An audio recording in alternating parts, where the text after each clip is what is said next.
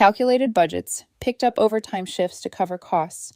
I had just paid for 3 plane tickets the week before at $1,900 each, all on my credit card with my name on the billing statement. My husband Liam had left the day before with Noah and Emily to stay with his sister Karen before their morning flight. They were supposed to be gone 2 weeks, drifting through museums and cafes and tourist spots across Europe, Paris, Rome, Barcelona, places I had never seen but had been genuinely excited to see with them. I had actually been looking forward to it. Not anymore. I poured coffee into my thermos and sat down at the kitchen table, the same table where we had planned this trip 6 months ago. The same table where I circled dates, calculated costs, and signed up for overtime shifts at the ceramics plant to cover flights I had just paid for last week. Flights that, apparently, did not include me anymore. The apartment was too quiet. He had left yesterday, and they would be departing internationally tomorrow morning. 2 weeks of museums, photographs in front of old buildings, tiny cups of expensive coffee, and smiling family pictures that no longer had room for me in them. I had told myself I could live with many things: tight money, long shifts, the ache in my wrists after lifting tile pallets all day, even the years of being helpful instead of truly necessary. But I could not live with this. I opened my phone and pulled up the airline confirmation again. 3 tickets, my card, my billing statement, Liam's name, Noah's name, Emily's name, and one more passenger now listed beneath them, Rachel Olsen. I stared at the screen until the letters blurred. I had never actually met her.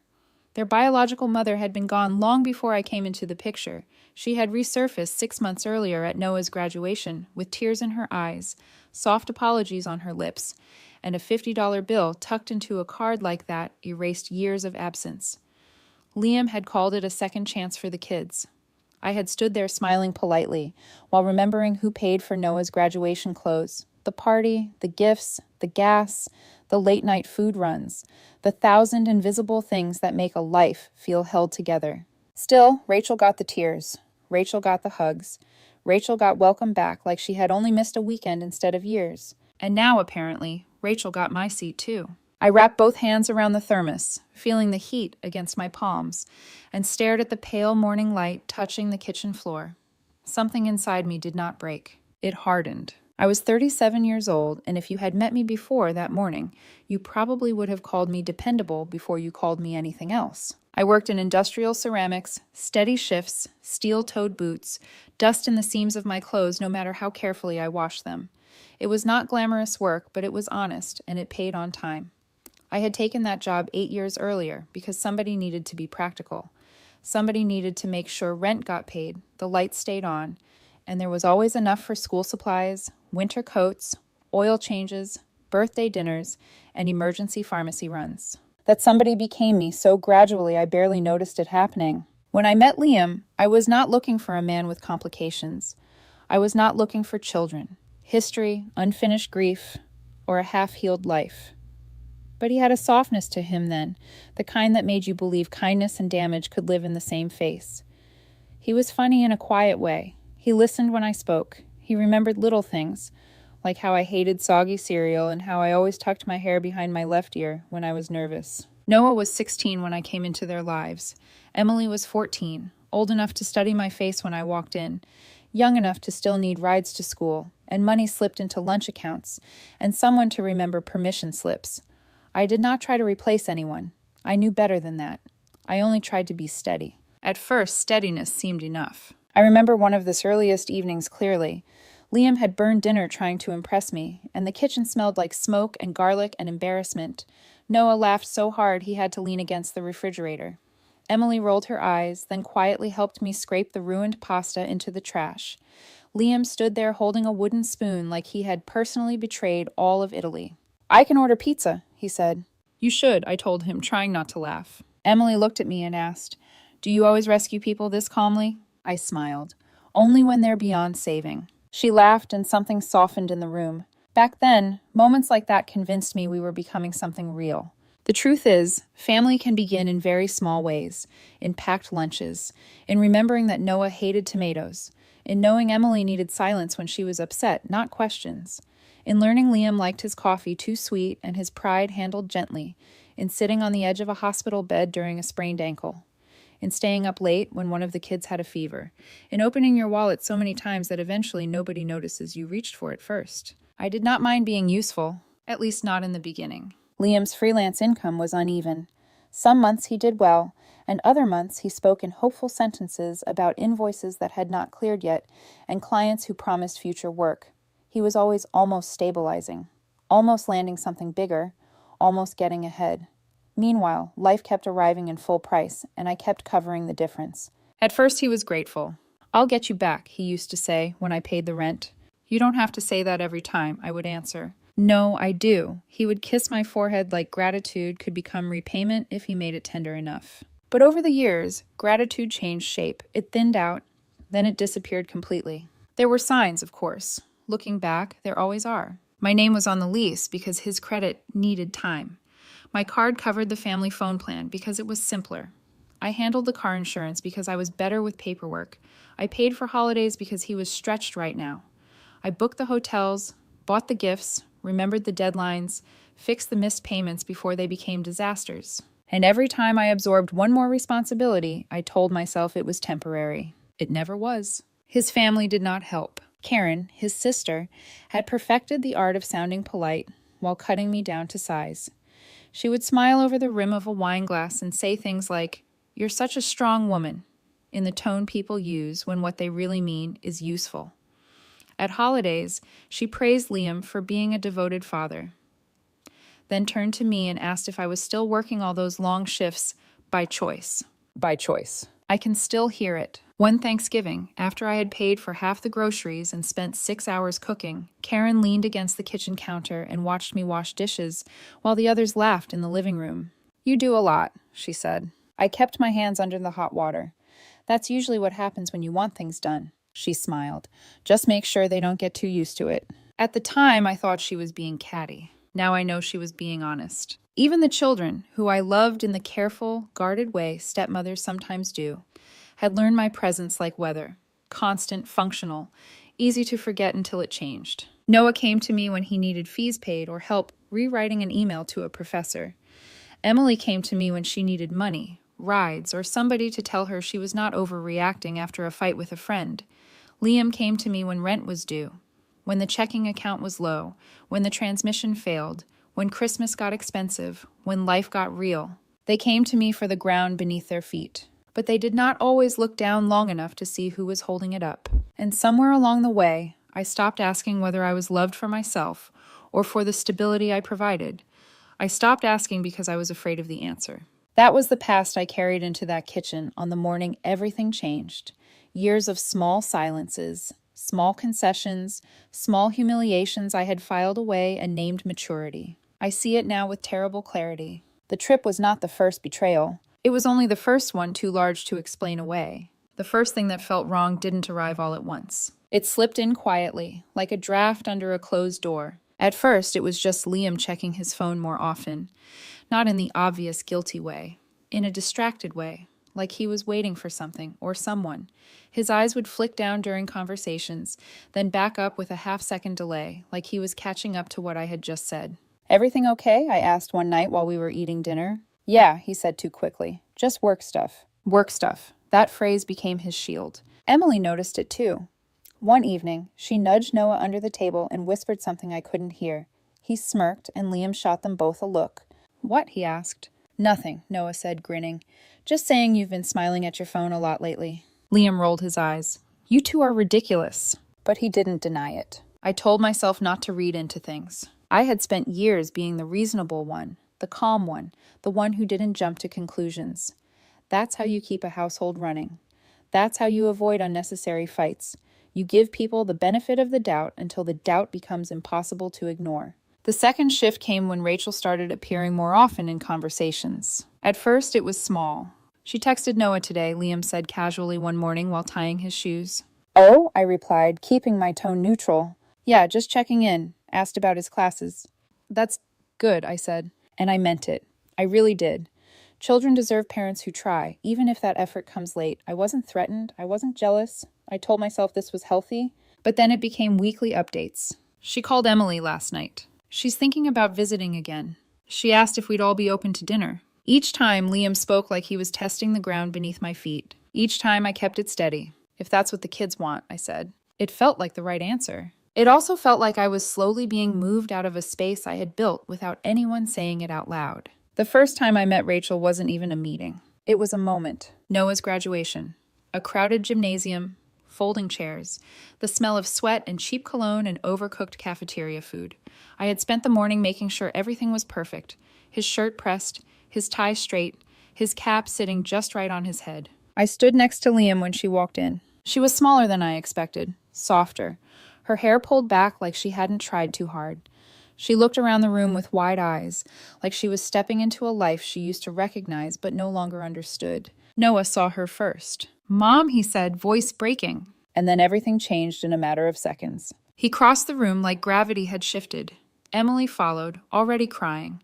Rachel dropped her bag and wrapped her arms around both of them, holding on like she was afraid they might disappear if she loosened her grip. Liam stood next to me, frozen. Then he exhaled, and he smiled. That smile, I still remember it. Relief. Hope. Something I hadn't seen on his face in years. "They needed this," he whispered. I didn't say anything. I watched as Rachel handed Noah a card and a $50 bill. I watched as Emily clung to her arm.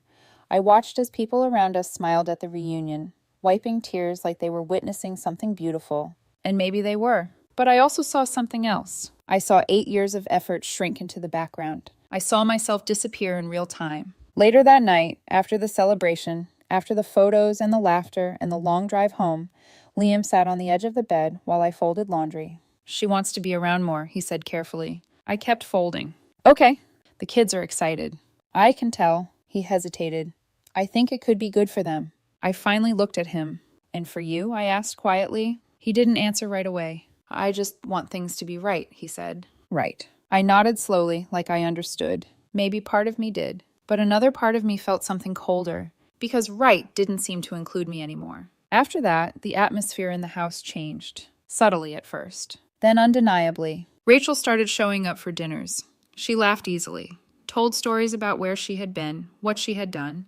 The kids leaned in when she spoke, hanging on her words, like they were trying to fill in missing years all at once. I sat across from them, smiling when it felt necessary, listening more than I spoke. One night, Emily turned to me mid-conversation. "You don't mind, right?" she asked. "Mind what?" I said.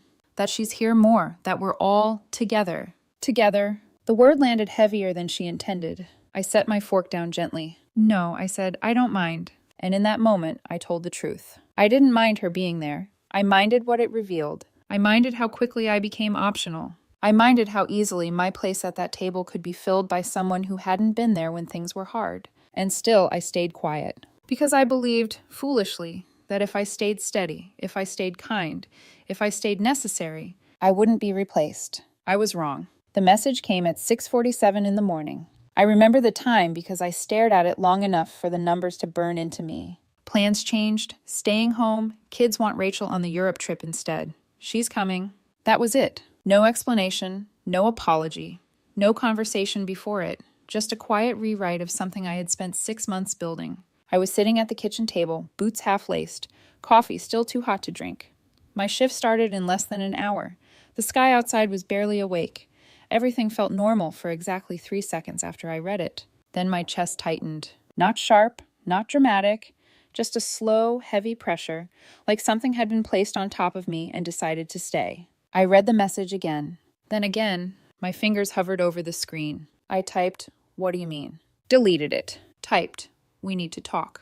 Deleted that too. Finally, I called him. It rang twice before he answered. "Hey," Liam said, voice low, careful. I could hear movement behind him. Suitcase wheels, a zipper, someone talking in the background. "Explain the message," I said. A pause. "It's not a big deal," he replied. I closed my eyes. "You replaced me on the trip I paid for," I said quietly. "Explain how that's not a big deal." "It's just temporary," he said. "The kids really want to spend time with her. You understand that, right?" My grip tightened around the phone. "I paid for those tickets, Liam." "I know," he said quickly, "and I appreciate that. I do. But this is about the kids. They haven't had their mom around for years. This is important to them." "And I'm not?" I asked. Another pause, longer this time. "That's not what I'm saying." "It is exactly what you're saying." In the background, I heard Emily's voice. "Dad, we need to go soon." Rachel laughed softly at something Noah said. Liam lowered his voice. Can we not do this right now? A bitter laugh escaped me before I could stop it. When would be a better time, I asked. After you're all posting pictures from Paris? Oh, don't make it sound like that, he snapped, the edge finally breaking through. Like what? I pushed. Like I don't exist? Like I didn't spend weeks picking overtime shifts so we could afford this? Like I didn't sit at this table calculating every dollar so all of you could go? That's not fair, he said. Fair? My voice dropped. Fair would have been telling me before you changed the plan. Fair would have been asking me. Fair would have been not replacing me like I'm a canceled reservation. Silence. Then softer, you're overreacting. The words hit harder than anything else. Not because they were loud, because they were familiar. I pressed my hand against the table, grounding myself. I'm not overreacting, I said. I'm responding. Look, he exhaled, impatience creeping in. We can take another trip, just us, later. This one is for the kids. I let that settle. So I'm not part of that? I asked. It's not like that. It is, I said. It is exactly like that. He didn't argue. And that silence told me everything. I already changed the tickets, he added after a moment. It's done. Done. Just like that. 6 months of planning, weeks of overtime, thousands of dollars, replaced by a decision I wasn't even worth including in. Did you at least offer to pay me back? I asked. We'll figure it out, he said vaguely. We, I repeated. Don't start, he warned. I let out a slow breath. In the background, Rachel's voice again. Liam, we really need to go. Her tone was gentle, familiar, like she belonged there. Something inside me went completely still, not broken, not shattered, just still. Have a good trip, I said. What? He asked, caught off guard. You heard me, I replied. Have a good trip.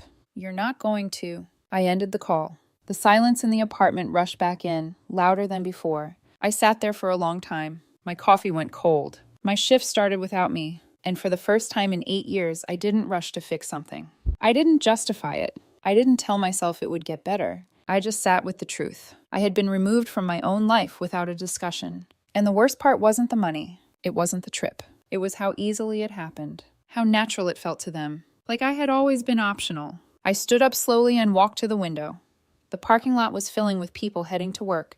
Engines starting, doors closing, normal lives moving forward. Mine had just split in two. Behind me, the apartment felt different. Colder. Like a place I had been living in, but never really belonged to. And in that quiet, heavy stillness, I made a decision. Not out of anger. Not out of revenge. But out of clarity. If they could remove me that easily, then I could leave just as completely. I didn't cry. That surprised me more than anything else. I sat back down at the kitchen table, stared at the cold coffee in my thermos, and waited for something to crack open inside me.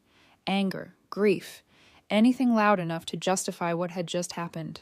But nothing came. Just a quiet, steady awareness. Like I had finally seen something clearly after years of looking at it through fog. I picked up my phone again and opened our banking app. The joint account was almost empty now after the ticket purchase. $5,700 gone in one transaction. My name on the charge. My card carrying the weight of a trip I wasn't even allowed to take. I switched to my personal account. Almost $12,000 sitting there, untouched, quiet, safe. I let out a slow breath. At least one part of my life had boundaries. I opened my email and pulled up the flight confirmations again. 3 names, 3 seats, 3 people boarding a plane tomorrow morning while I stayed behind in the life I had built for them. My phone buzzed. A message from Liam. Don't be upset. The kids need this. You understand, right? I stared at the words. Don't be upset? Like my reaction was the problem. Like the situation itself didn't deserve a reaction at all. I typed a response. Deleted it. Typed another. Deleted that too. There were so many things I could say.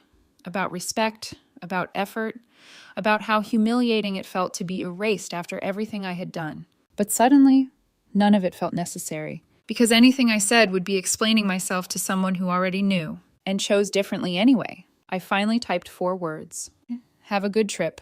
I stared at them for a moment, then pressed send. The message looked small on the screen, almost insignificant. But it felt final. I didn't add anything else. No questions, no arguments, no attempt to reopen something they had already closed without me. Just 4 words, and a period. My phone stayed quiet after that. I set it down and leaned back in the chair, letting the silence settle around me again. My mind didn't race. It organized. That was the strange part. Instead of spiraling, I started thinking in lists, in steps, in quiet, deliberate actions that needed to be taken. I looked around the apartment. The couch I barely used. The dining table I had paid for. The decorations I didn't choose. The space I had slowly shrunk inside without noticing. 8 years. And somehow none of it felt like mine. I stood up and walked to the bedroom. Opened the closet. My clothes took up one side, neatly folded, practical, simple. The rest was his. Shirts for dinners I paid for. Shoes for events I funded. Jackets for seasons I carried us through.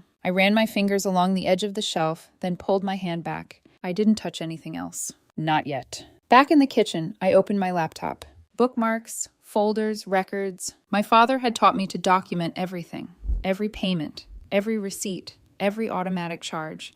He used to say, memory is unreliable, paper isn't. So I had built a system. Household expenses. 8 years of records. I opened the folder and started scrolling. Rent payments every month, my account. Utilities, my name, my card. Electric, gas, water, internet. Car insurance, his vehicle, my policy. The kids' insurance when Noah got his license. Phone plans, 3 lines, my account. Streaming services, subscriptions, gym memberships, meals, repairs, emergencies. Everything traced back to me. I didn't rush. I went through each file slowly, carefully. Not out of anger, out of confirmation. I needed to see it all laid out in front of me.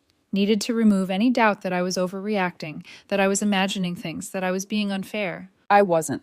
By the time I finished, I had a list. 42 recurring monthly expenses. 42. I wrote them down one by one. Rent, $1,200. Electric, $90 on average. Gas, $60 in summer, $150 in winter. Water, $45. Internet, $80. Car insurance, $140. Noah's insurance, $200. Phone plan, $160. Streaming services, gym membership, meal kits, car detailing, and dozens more. The total sat just over $3,000 a month, not counting groceries, not counting gas, not counting the unexpected things that always appeared without warning. $3,000 every month for 8 years. I stared at the number, then leaned back in my chair and closed my eyes. Toi da bokwa du gi? The question slipped into my mind before I could stop it. What did I ignore? The answer came quietly. Everything. I had ignored the imbalance because it was gradual. Ignored the discomfort because it was manageable. Ignored the signs because acknowledging them would have forced me to act.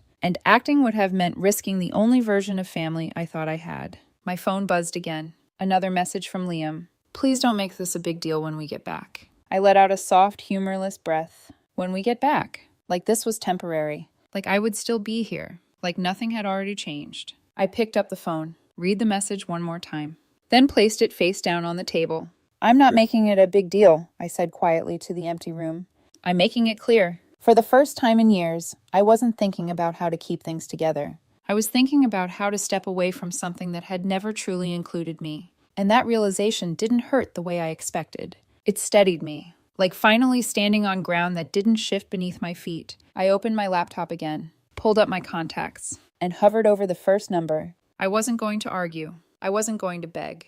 I wasn't even going to explain. I was going to act. Calmly. Quietly. Completely. The first call took less than 5 minutes. I stood by the kitchen window while it rang, watching people move through the parking lot below like nothing in the world had shifted.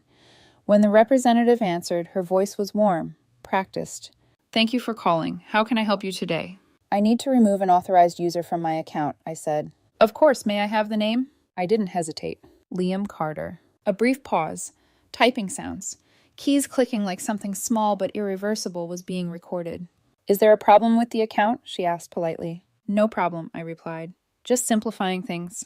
Understood. The removal will be effective immediately. 4 minutes. That was all it took to erase him from access to something he had used for years. Is there anything else I can assist you with today? No, I said. That's everything. I hung up and stared at my reflection in the glass. I didn't look different. But something inside me had shifted permanently. The second call was easier. Hi, I'd like to cancel my subscription. May I ask why you're canceling today? Just cutting back on expenses. They offered me a discount.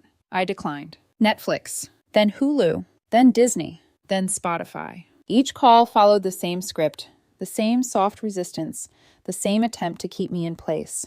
Is there anything we can do to keep you as a customer? No. By the 4th call, my voice didn't even waver. By the 6th, I didn't think about it at all. I moved methodically, like I was cleaning a space that had been cluttered for years. The phone plan came next. 3 lines. Mine. His. Emily's. The representative spoke slowly, carefully, like she understood the weight of what she was about to confirm. "You can suspend the other lines for 30 days if you'd like," she said. "That way the numbers are held in case you change your mind." I stared out the window. "No," I said. A pause. "Just to confirm, this will disconnect service immediately. They won't be able to make or receive calls or texts." "That's correct." More typing. "Done," she said gently. "Is there anything else I can help you with?" "No," I replied. I ended the call and set the phone down. Silence again. But it felt different now. Cleaner, like air after a storm. I picked up my list and moved to the next item. Car insurance. I called the agent directly. "Hey, it's Ava," I said when he answered. "Ava, hey, what's up?" "I need to remove a vehicle from my policy." "Which one?" "The Honda." There was a pause. "That's your husband's car, right?" "It was," I said. Another pause, softer this time. "You sure about this?" "Yes." He didn't push. "All right, I'll process it today. He'll need to get his own coverage if he wants to keep driving it." "I understand."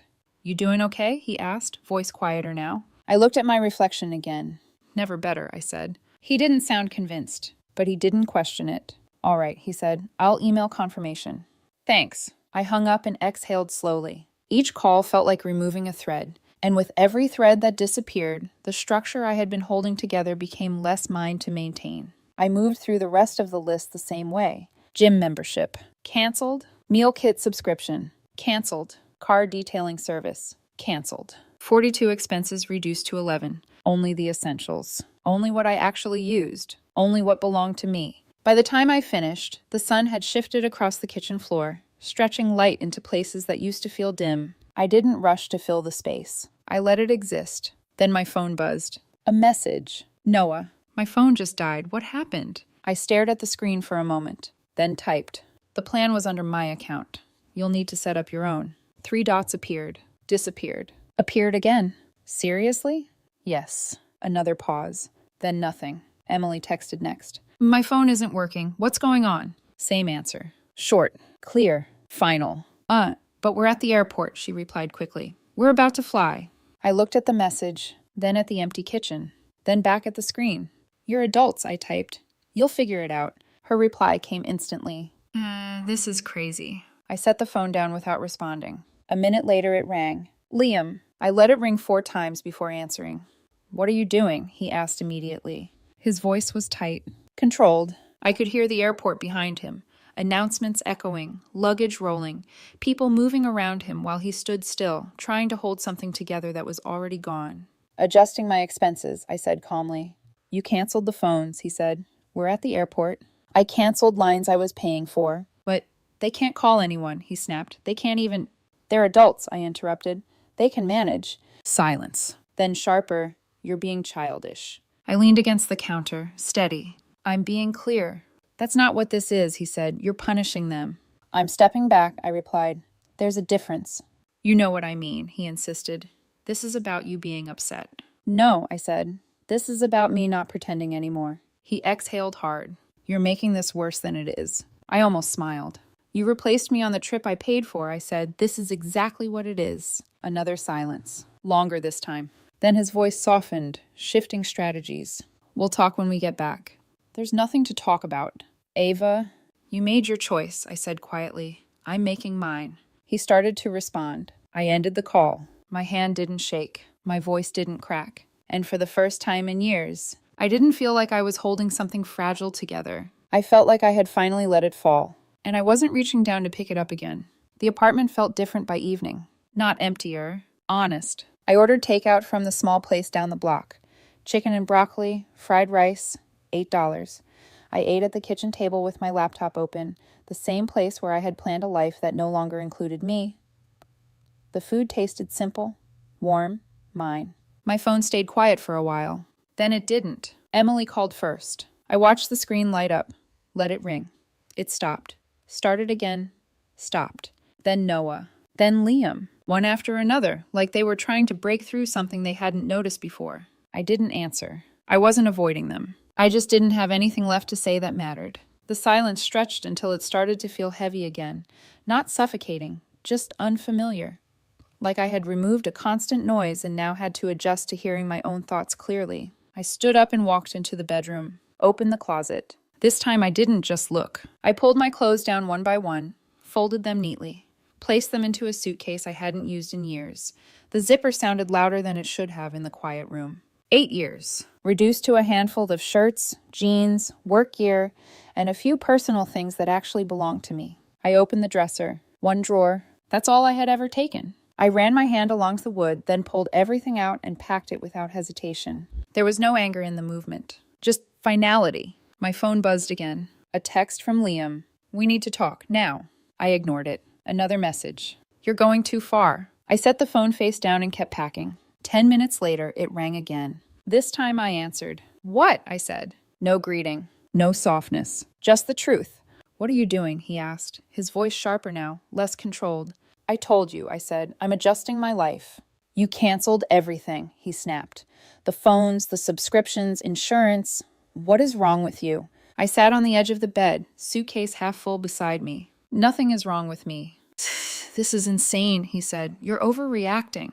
I let out a slow breath. "I've heard that before." "Ava, listen to me," he continued, pushing past it.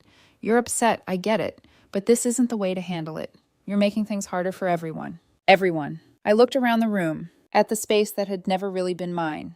"I'm making things accurate," I said. "What does that even mean?" he demanded. "It means I'm no longer paying for a life I'm not part of." Silence. Then quieter. "You are part of it." "No," I said, "I'm not." "That's not true." "You replaced me," I replied. "You didn't ask. You didn't discuss it. You didn't even consider how it would affect me. You just removed me." "That's not what happened," he said quickly. "It is exactly what happened." He exhaled sharply. "It was about the kids." "It always is," I said softly. That stopped him. I leaned forward, resting my elbows on my knees. For 8 years, everything has been about the kids, their needs, their comfort, their future, and I supported that. I chose that. But don't pretend this is something new or temporary. "They're my children," he said, like it explained everything. "I know," I replied, and I respected that. I built my life around that. "But you don't get to erase me from it when it's convenient." "I didn't erase you," he insisted. "You did," I said. "You just didn't think it would matter." His silence stretched long enough that I could hear airport announcements again in the background. Boarding calls, people moving forward. Time continuing. "You're making a mistake," he said finally. I stood up and closed the suitcase. "No," I said. "I stopped making them." "Ava." "I'm done," I interrupted. "You don't mean that." I walked back into the kitchen, phone pressed to my ear. "I do." "What about us?" he asked. And for the first time, there was something real in his voice. Not control. Not irritation. Fear. I paused. Looked around one last time. "At some point," I said quietly, "there had to be Annis for that to matter." He didn't answer. Because there wasn't. Not in the way it should have been. "Call me when you calm down," he said after a moment, retreating back into something safer. "I am calm." "You're not acting like it." "I am acting exactly like it," I replied.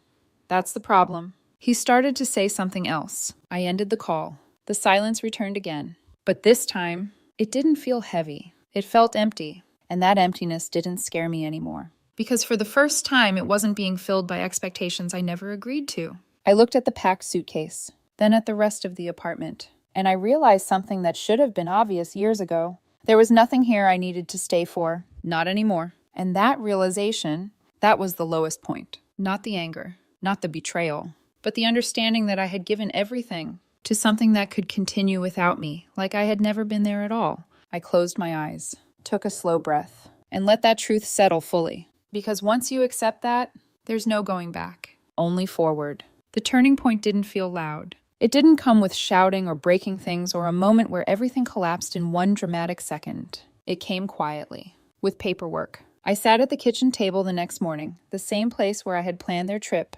calculated every dollar, convinced myself that effort would eventually become belonging. My laptop was open, my folders organized, 8 years of records sitting neatly in front of me like a life translated into numbers. For the first time, I wasn't looking at them emotionally. I was looking at them objectively. Rent, paid by me. Utilities, paid by me. Insurance, subscriptions, groceries, repairs. All of it. Every month. Every year. There was no confusion anymore. No gray area. Just facts. I picked up my phone and made another call. "Good morning, Mitchell and Associates," the receptionist answered. "I need to speak with someone about a divorce consultation," I said. There was no tremor in my voice. No hesitation. Of course. One moment, please. A click. Then a different voice. Calm, direct. This is Daniel Mitchell. I took a breath. My name is Ava Carter, I said. I need to understand my options. He didn't interrupt me while I explained. Not once. I told him everything in under 5 minutes. The trip, the tickets, the apartment, the finances, the fact that everything was under my name. When I finished, there was a short pause. Then he asked, "Are you legally married?" "Yes." "How long?" 6 years. "Any shared children?" "No." "Joint assets?" "Minimal. A shared checking account. My savings are separate." Another pause. Then, clear and steady, "You're in a strong position." I leaned back slightly. "Am I?" "Yes," he said. "Based on what you've described, you've been the primary financial provider. The apartment is in your name. There are no minor children involved. You have documentation. That matters." I glanced at the open folders on my laptop. "I have everything," I said quietly. "Good," he replied. "Very good. That makes this straightforward." Straightforward. The word settled over me like something solid. "Do I have to keep supporting them?" I asked. "No," he said simply. "Not under these circumstances, especially not adult stepchildren. And if the property and accounts are under your name, you have the right to make decisions about them." I closed my eyes for a moment. Not out of pain. Out of clarity. "What would you recommend?" I asked. "Document everything," he said. "Keep communication minimal and factual. And if you're planning to separate, begin the process formally. That protects you." Protects me. I hadn't thought about that in years. I had spent so long protecting everyone else that the idea of protecting myself felt unfamiliar, almost foreign. "I understand," I said. "And Ava," he added, his tone shifting slightly, softer now, "don't let guilt complicate something that's already clear. You're not obligated to carry a situation that no longer includes you." My throat tightened slightly. "Thank you," I said. When I hung up, I didn't move right away. I just sat there, letting everything settle into place. Then my phone buzzed. A message from Emily. "Mom says you're being unreasonable. Can you just talk to him?" I read it once. Then again. The word mom stood out. "Not me. Never me," I typed slowly. "I already did. He made his choice. I'm making mine." 3 dots appeared instantly. "You're really going to throw everything away over this?" I stared at the message. Everything. I looked around the apartment again. At the furniture I didn't choose. At the space I had slowly disappeared inside. At the life that functioned perfectly as long as I stayed in my role. Then I typed, "You threw it away when you replaced me." Her response came fast. "That's not fair." I shook my head slightly. "It is." I didn't add anything else. I didn't explain. Because explanations only matter when someone is willing to understand. And understanding had never been the issue. Choice was. I set the phone down and opened a new tab on my laptop. Property management. The lease. My name. Only mine. I dialed the number. "Hi, this is Ava from Unit 214, I said when they answered. "I need to discuss early termination." As the conversation continued, everything unfolded exactly as it needed to. 30 days notice. No penalties. High demand in the building. Immediate listing. Efficient. Clean. Done. I signed the digital form within minutes. Sent it back. Closed the email. Another piece in place. I stood up and walked to the window. The parking lot looked the same. People coming and going. Lives continuing. But mine had shifted completely. Not because something was taken from me, but because I had finally stopped holding it together. For the first time in years, I wasn't reacting. I was deciding. And that difference, that was everything. The apartment stopped feeling like a home the moment I signed the termination. Not empty. Temporary. Like a place I had already left, even while still standing inside it. By 4 o'clock that afternoon, the first couple arrived to view it. They were young, clean, focused. The kind of people who ask practical questions instead of emotional ones. "How's the water pressure?" the woman asked, running the faucet. "Strong," I said. "Parking included?" the man added. "Yes." They walked through the rooms without hesitation. No lingering, no curiosity about why I was leaving. Just quiet evaluation, like they were stepping into something that had already been cleared of its past. At the kitchen table, the same one where I had planned a future that never included me, they exchanged a look. "We'll take it," the man said. Just like that. No negotiation. No delay. "Done." Rebecca from Property Management smiled. "Perfect timing," she said, sliding the paperwork forward. I signed. They signed. The lease transferred. The deposit moved. My name slowly detached from the space I had carried for years. I didn't feel sad. I felt lighter. That night, I packed everything that was mine. It didn't take long. 8 boxes. 2 bags. That was all. 8 years reduced to something I could move in a single evening. I stood in the middle of the bedroom afterward and looked around. The bed. The dresser. The closet that had never truly been mine. I didn't touch anything else, because none of it belonged to me in the way that mattered. My phone buzzed. Liam, I answered. No hesitation this time. The bank called, he said immediately. No greeting, no pause. You closed the account. I closed my account, I corrected calmly. It was ours, he snapped. It was funded by me. That's not how marriage works, he said. I leaned against the wall. It is now. A sharp breath on the other end. You don't get to just decide that. You already decided when you removed me from your life without asking. That's not the same thing, he said quickly. It is to me. Silence stretched between us. Then his voice changed. Less anger, more urgency. Ava, we can fix this. I closed my eyes briefly. There's nothing to fix. You're overreacting, he said again, like repeating it might make it true. I'm responding. Ava, I spoke to a lawyer, I said. That stopped him completely. A beat. Then quieter. You're serious? Yes. Another pause. Longer. He exhaled slowly. You're really doing this? I already did. What about the apartment? He asked, his voice tightening again. We get back in 2 weeks. It's rented. Silence. Then, what? It's already taken, I said. New tenants move in next month. You're putting us out? His voice cracked slightly. You're putting me and the kids out? I didn't raise my voice. I didn't need to. I'm stepping out, I said. You'll need to figure the rest out. That's not how this works, he said, panic starting to bleed through. We have nowhere to go. I looked around the empty space. At some point, I said quietly, I realized that wasn't my responsibility anymore. Ava, listen to yourself. No, I interrupted. You listen. My voice stayed calm, steady. For 8 years, I made sure you never had to figure anything out. Rent, bills, emergencies, everything. I handled it, and the moment someone else showed up, I became optional. That's not fair. It is, I said. You just don't like it. He didn't answer, because there was nothing left to argue with. You have 2 weeks, I continued. Use them. You're really going to do this to us? He asked, almost whispering now. I took a slow breath. I'm not doing anything to you, I said. I'm just not doing everything for you anymore. His silence this time felt different, heavier, like reality was finally settling in. Then, softer. We can talk when I get back.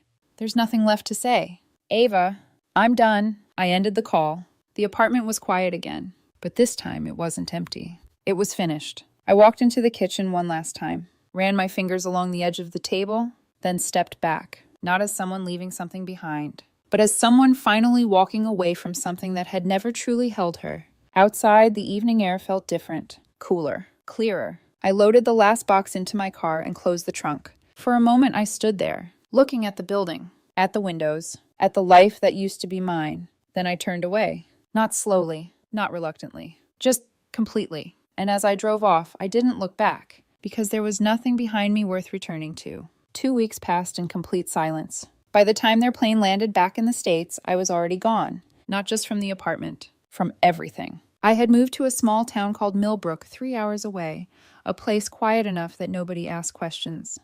A furnished room above a hardware store on Main Street. $300 a month, utilities included.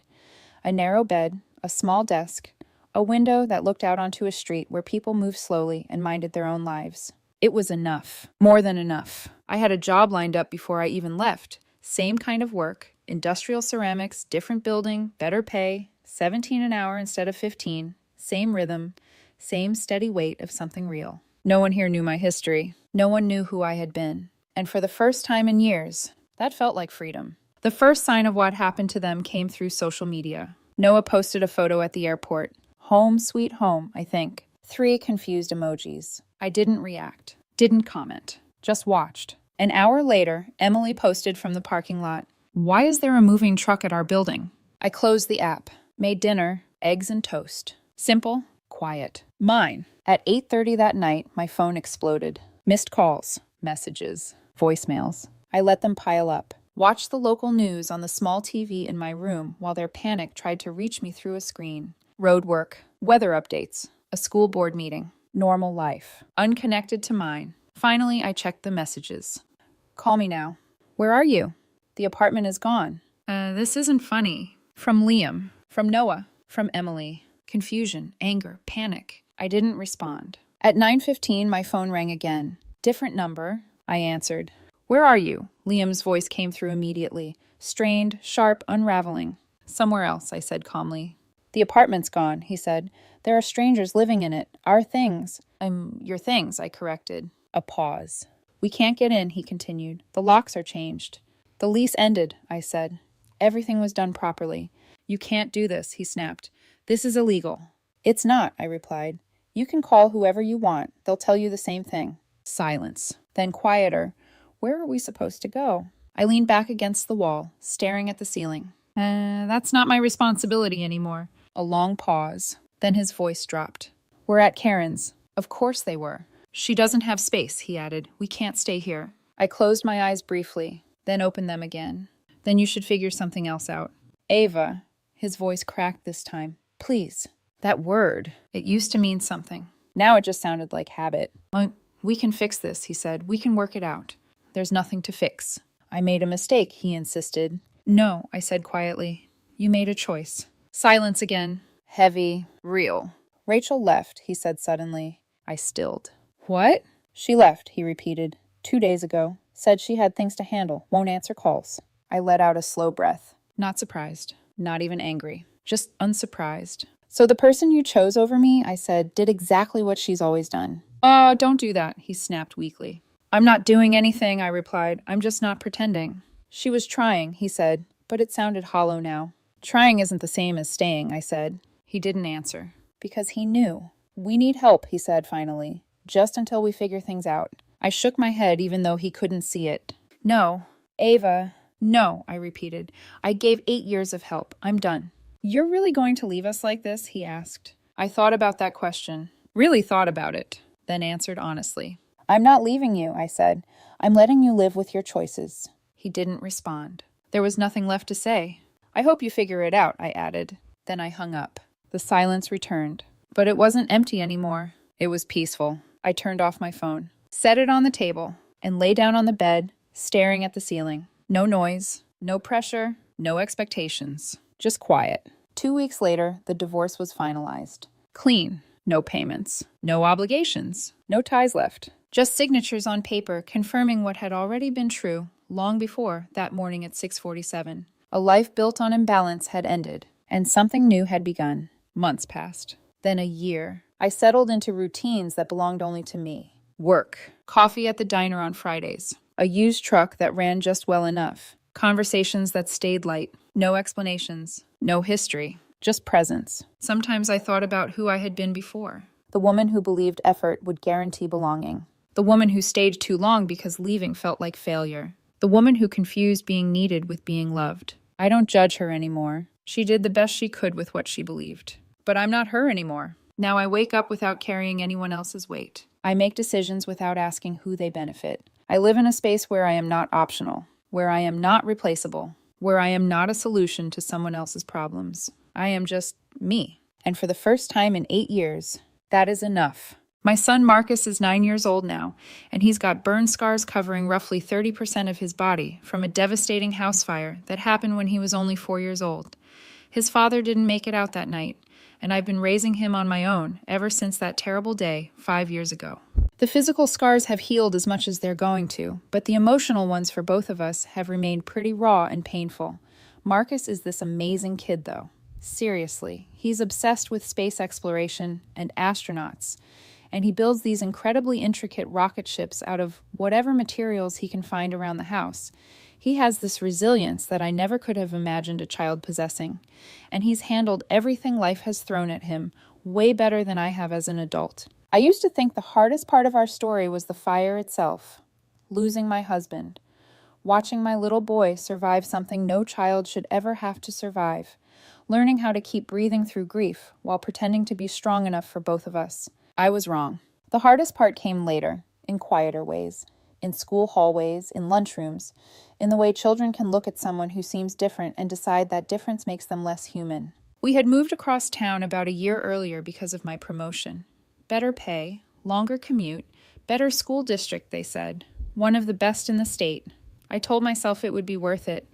I told myself Marcus deserved fresh air, better teachers, a safer future. I told myself a new place might help both of us heal. What I didn't expect was that healing could be undone by words. One evening, Marcus sat across from me at the kitchen table while I helped him with math homework. His pencil was in his hand, but he wasn't writing. He kept staring down at the page like the numbers had stopped making sense. Then he asked me very quietly, "Mom, am I a monster?" I still remember the way my whole body went cold. I looked up so fast my chair scraped against the floor. "What did you just say?" He didn't look at me right away. His fingers tightened around the pencil until his knuckles turned pale. "Brandon Carter said I look like one," he whispered, "because of my scars." I felt something hot and violent rise inside my chest. Before I could even answer, Marcus added, in that small, broken voice children use when they are trying not to cry.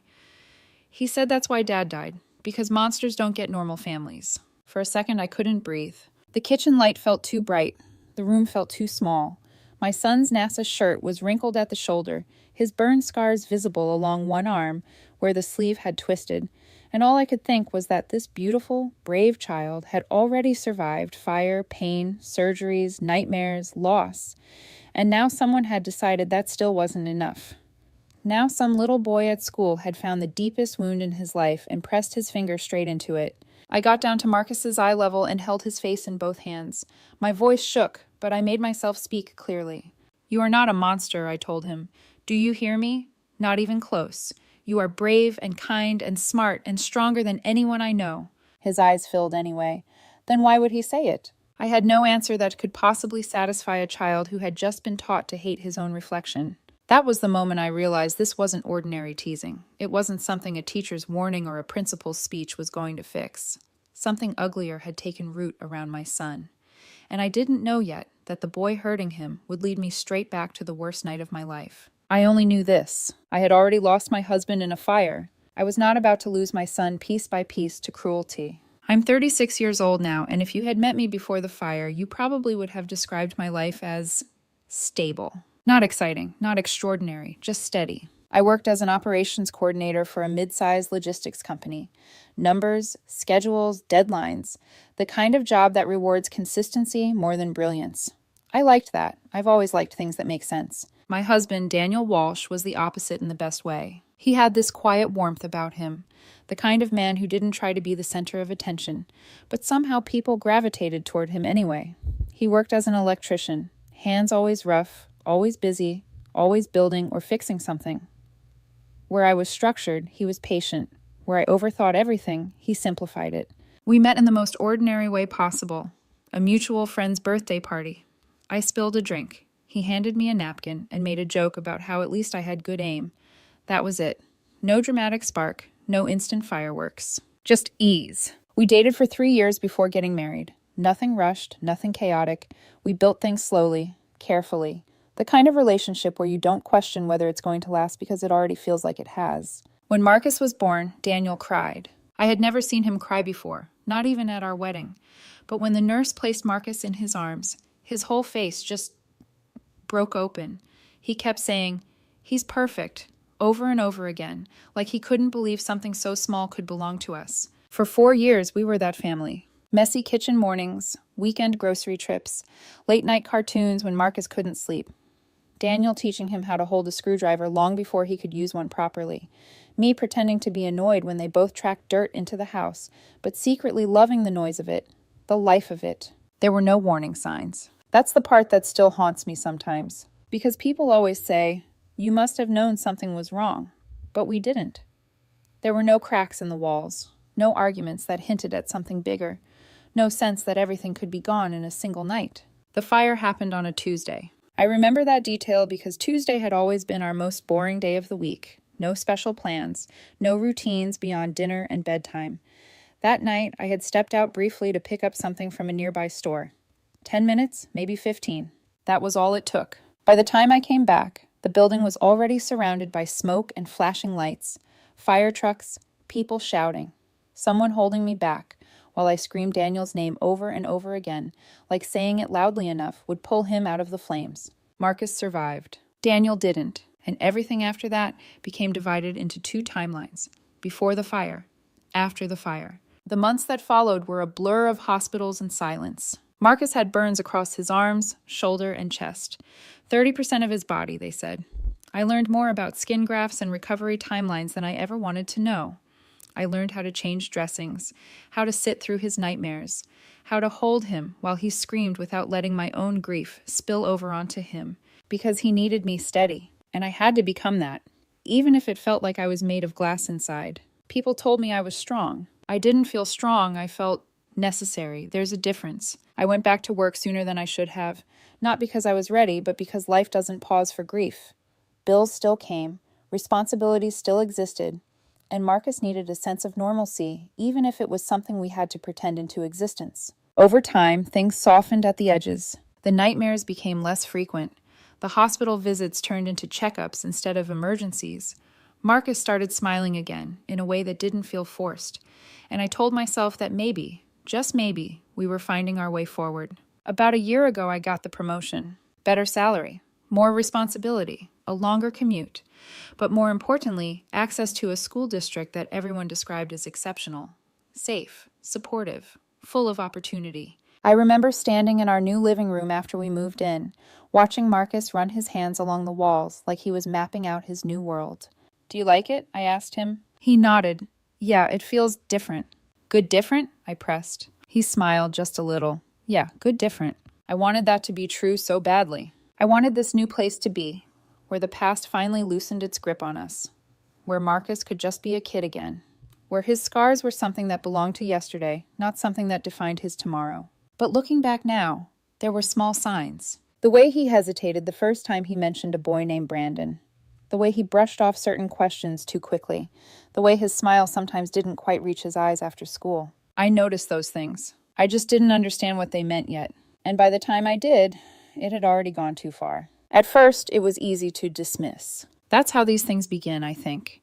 Not with something obvious or undeniable, but with small, uncomfortable moments that you can explain away if you try hard enough. The first time Marcus mentioned Brandon Carter, it was casual. We were in the car, stuck in traffic on my way home from work, his backpack tossed beside him in the passenger seat.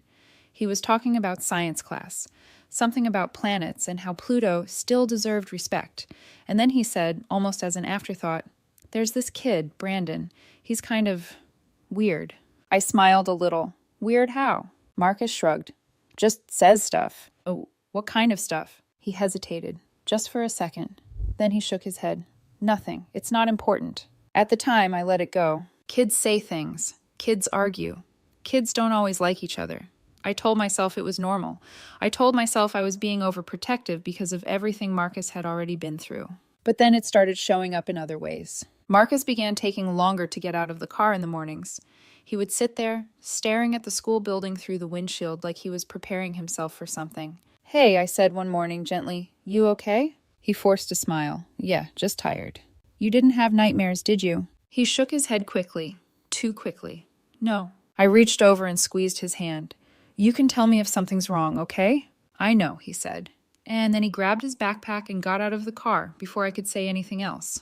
That was the first time I felt it. That quiet, creeping unease. The kind that doesn't have a shape yet, but you know it's there. A week later, his teacher, Miss Rodriguez, sent me a short email.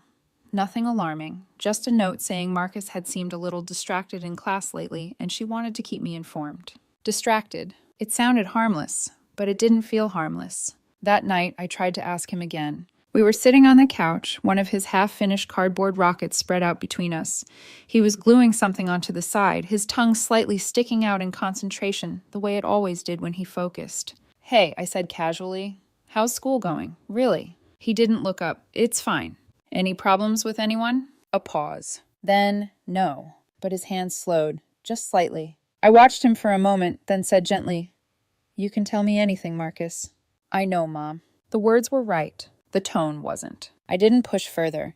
Part of me was afraid of pushing too hard, afraid of making something real by asking about it directly.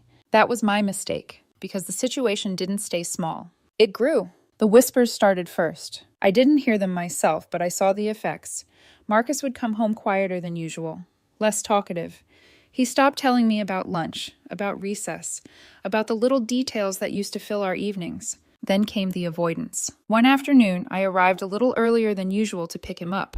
I saw him standing alone near the edge of the playground, his shoulders slightly hunched, watching a group of boys laughing together a few feet away. I followed his gaze. Brandon was in the center of that group. Even from a distance, there was something about him, a kind of confidence that didn't feel kind. The way the other kids leaned in when he spoke, like they were waiting for his approval. Marcus took a step toward them. And then one of the boys said something, I couldn't hear what, and they all laughed. Marcus stopped. Just stopped. Then he turned around and walked in the opposite direction. That image stayed with me. The way he had almost tried. The way something invisible had pushed him back. That night I asked again, more directly this time. Marcus, I said softly, is someone being mean to you? He froze. Not dramatically, not in a way anyone else would notice. But I saw it. A tiny stillness in his body, like every muscle had gone tight at once. No, he said. But his voice was quieter than usual. I leaned forward slightly. Are you sure? He nodded. Yeah, it's just, people don't really want to sit next to me sometimes, that's all. My chest tightened. Why not? He picked at the sleeve of his shirt. I don't know. I knew. I didn't say it out loud, but I knew. His scars. The same scars that I had told him were proof of his strength.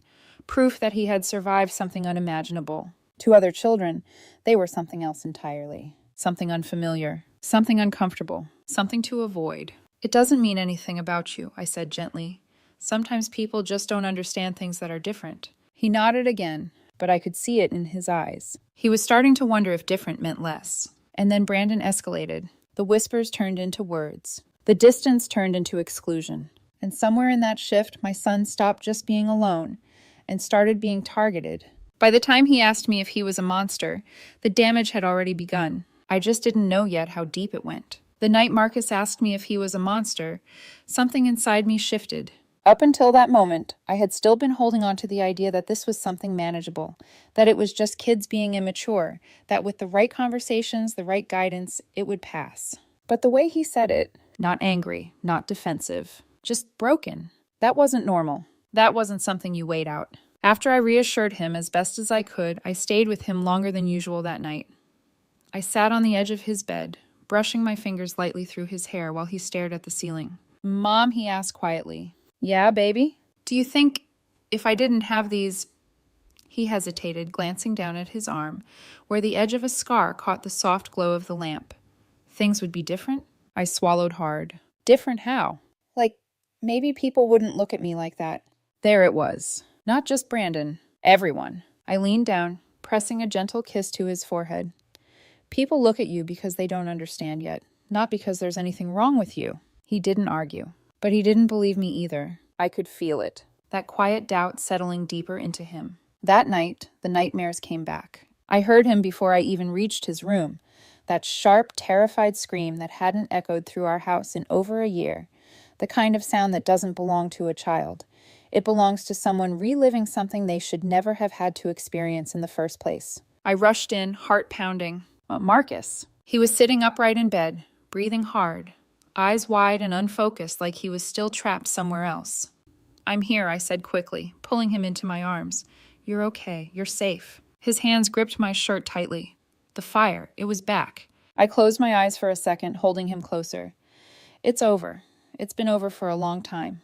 But it felt real, he whispered. I know. He pulled back just enough to look at me. Do you think Dad was scared? The question hit me in a place I wasn't prepared for. I hesitated just for a second. I think he loved you more than anything, and I think that mattered more than fear. Marcus nodded slowly, like he was trying to hold on to that. I stayed with him until he fell asleep again, his breathing finally steady, his grip on my hand loosening little by little. But I didn't sleep that night. I lay awake, staring at the ceiling, replaying everything. The whispers, the avoidance, the question. Monster. By morning, I knew I couldn't ignore it anymore. I scheduled a meeting with his teacher that same day. Miss Rodriguez was kind. You could see it in the way she leaned forward when she listened, in the softness of her voice when she spoke about Marcus. He's a wonderful student, she told me. Very bright, very creative. But, I asked. She hesitated. That was all I needed. There's been some social tension, she admitted. A few students haven't been very inclusive. A few? I repeated, my voice tightening. She glanced down briefly, then back up. There's one student in particular, Brandon Carter. There it was again. What exactly has he been doing? I asked. She shifted in her seat. He's made some comments, nothing overtly aggressive, but He called my son a monster, I said flatly. Her face changed instantly. I wasn't aware it had escalated to that level, she said carefully. My hands curled slightly in my lap. He told my son that his scars are the reason his father died. The silence that followed was heavy. Miss Rodriguez looked genuinely shaken. That is absolutely unacceptable. Yes, I said quietly, it is. She assured me she had already spoken to Brandon multiple times, that she had contacted his parents, that she was monitoring the situation. But as she spoke, I realized something. All of it sounded procedural, like boxes being checked, like something that had already been addressed on paper, not in reality. I need this to stop, I said, my voice steady but firm. Because it's not just teasing anymore. It's affecting my son's mental health, his sleep, the way he sees himself. I understand, she said quickly. I truly do.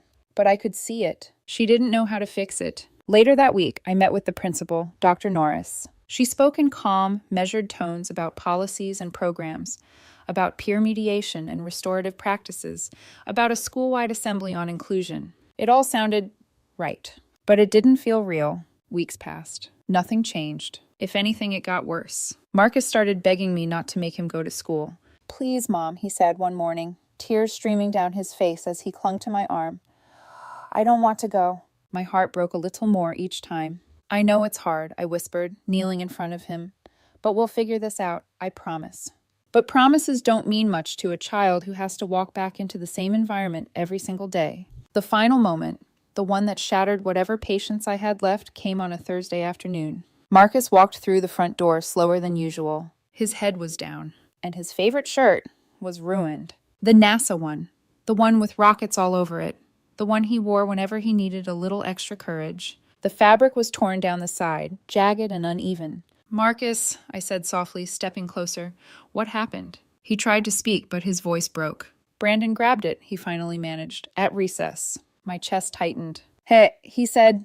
Marcus swallowed hard. Monsters don't deserve nice things. For a moment, everything inside me went completely still. No anger, no panic, just clarity. That night, after Marcus finally fell asleep, I sat alone in the kitchen, staring at that torn shirt laid out on the table. I had tried the system. I had trusted the process. And it had failed my son. I reached for my phone, found the school directory, scrolled until I saw the name. Carter. Address listed right there. I stared at it for a long moment. Then I grabbed my keys. If the school wouldn't protect my child, I would. I didn't go that night. I wanted to.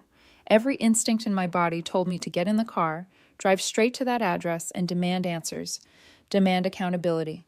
Demand that someone, anyone, take responsibility for what my son had been going through. But Marcus was asleep down the hall, and I knew if I left in that state, it wouldn't be a conversation.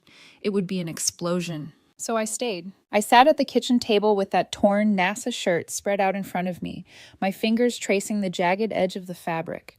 It wasn't just a shirt, it was something Marcus loved, something that made him feel normal, safe. And someone had taken that from him, on purpose. I pressed my hands together, trying to steady my breathing. Think, I whispered to myself, because anger, no matter how justified, wouldn't fix this. Not if it came out wrong.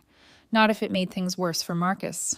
But doing nothing? That wasn't an option anymore. The next morning, Marcus barely touched his breakfast. Do I have to go today? He asked quietly, not looking up from his plate.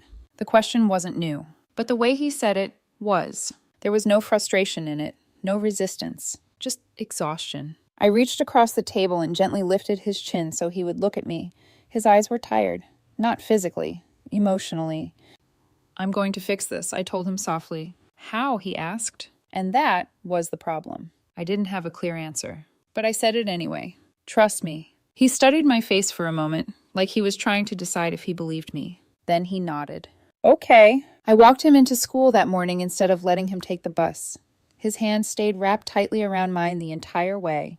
He didn't say much. Neither did I. At the entrance, he hesitated. Mom? Yeah?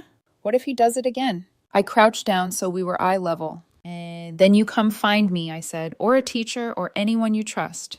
You don't handle it alone, okay? He nodded slowly. Okay. I watched him walk inside, his shoulders slightly hunched, his backpack hanging a little too heavy on his frame. And for the first time since all of this started, I felt something else beneath the anger. Guilt. Because I had seen the signs. I had noticed the changes. And I had told myself it was nothing. That afternoon, I went back to the school. Not for another meeting. Not for another polite conversation filled with careful words and no real action. I asked to speak to the principal again. Dr. Norris greeted me with the same calm professionalism as before, but this time I didn't sit right away. My son's shirt was torn yesterday, I said, holding it up slightly, by Brandon Carter, while calling him a monster. Her expression tightened. I'm very sorry to hear that. We take these situations seriously. With respect, I interrupted, keeping my voice steady. You've already said that. She paused. I need to know what is actually being done, I continued, because from where I'm standing, nothing has changed. If anything, it's escalated. She folded her hands on the desk. We are implementing restorative strategies. Brandon has been spoken to. His parents have been notified. And yet my son is still being targeted, I said. The room fell quiet. I understand your frustration, she said carefully. No, I replied, I don't think you do. My voice didn't rise. But it didn't soften either. My son is afraid to come to school, I said. He's having nightmares again. He's starting to believe the things this boy is saying about him. That got her attention. I wasn't aware it had reached that level. Because no one has fixed it, I said. For a moment, she didn't respond. Then she said, we can arrange a mediation between the students. No, I said immediately. The word came out sharper than I intended, but I didn't take it back. My son is not going to sit in a room and mediate with someone who is emotionally tearing him apart. Dr. Norris nodded slowly, absorbing that. I understand, she said. We can look into further disciplinary measures. When? I asked. Soon, she said. That word again. Soon. I left the office with the same hollow feeling I'd had after the first meeting. Nothing concrete, nothing immediate, nothing that would protect Marcus the next time he walked into that building. That evening, I sat on the couch while Marcus worked quietly beside me. Did you talk to the school? He asked. I did. Are they going to make him stop? I hesitated. Then I said, I'm working on it. He nodded, but I could see it again. That doubt. That slow erosion of trust, not in me, but in the world around him. After he went to bed, I stood in the kitchen for a long time, staring at my phone. The school had their system, their procedures, their timeline. But my son didn't have time. He was breaking now. I opened the directory again. Scrolled, found the address, Carter. I stared at it for a long moment, my reflection faintly visible on the screen. Then I picked up my keys. This time, I didn't stop myself. Saturday morning was quiet in a way that didn't match what I felt inside. Marcus was at my mother's house for the day. I had made that decision deliberately. He didn't need to see this part. He didn't need to feel like he was the reason for whatever might happen next. This was mine to handle. The drive to the Carter house took about 20 minutes, long enough for my thoughts to cycle through every version of what I was going to say. I had rehearsed it, over and over. I would stay calm. I would be direct. I would explain exactly what their son had been doing. I would make it clear that it needed to stop immediately. No yelling. No losing control. Just truth. But underneath all of that, there was something else. Something sharper. A mother's anger. The kind that sits low in your chest and waits. The neighborhood was modest. Small houses, some well kept, others not so much. The Carter home fell somewhere in between. The yard was overgrown, grass uneven like it hadn't been touched in weeks, paint peeling along the edges of the siding. A truck parked in the driveway, older, worn. It wasn't what I had expected. I don't know what I had expected exactly. Maybe something that made it easier to assign blame. This didn't. I stepped out of the car, my heart pounding harder with each step toward the front door. I knocked. For a moment, nothing. Then footsteps. The door opened. The man standing in front of me looked like he hadn't slept properly in years. Early 40s, maybe. Tall, broad shoulders, but there was a heaviness to the way he carried himself. His eyes. That was the first thing I noticed. Tired, but not in a simple way. The kind of tired that comes from carrying something for too long. There were faint scars along his hands, his forearms. He moved carefully, like his body remembered pain even when it wasn't happening anymore. Yes, he said, his voice cautious. Are you Brandon Carter's father? I asked. He nodded slowly. I am. My name's David Miller. Miller. The name registered somewhere in the back of my mind, but I didn't grab onto it yet. I'm Rachel Walsh, I said. My son Marcus is in your son's class. Something flickered across his face. Recognition, and then something else. Resignation, like he had been expecting this conversation. Just not today. I thought you might come by eventually, he said quietly. That surprised me. You knew? I asked. I knew there were issues at school, he said. I didn't know the full extent. He stepped aside. Do you want to come in? I hesitated for a fraction of a second, then nodded. The house was clean. Not polished, not decorated in any meaningful way, just functional. A couch that had seen better days, a small table, a few photos on the mantel.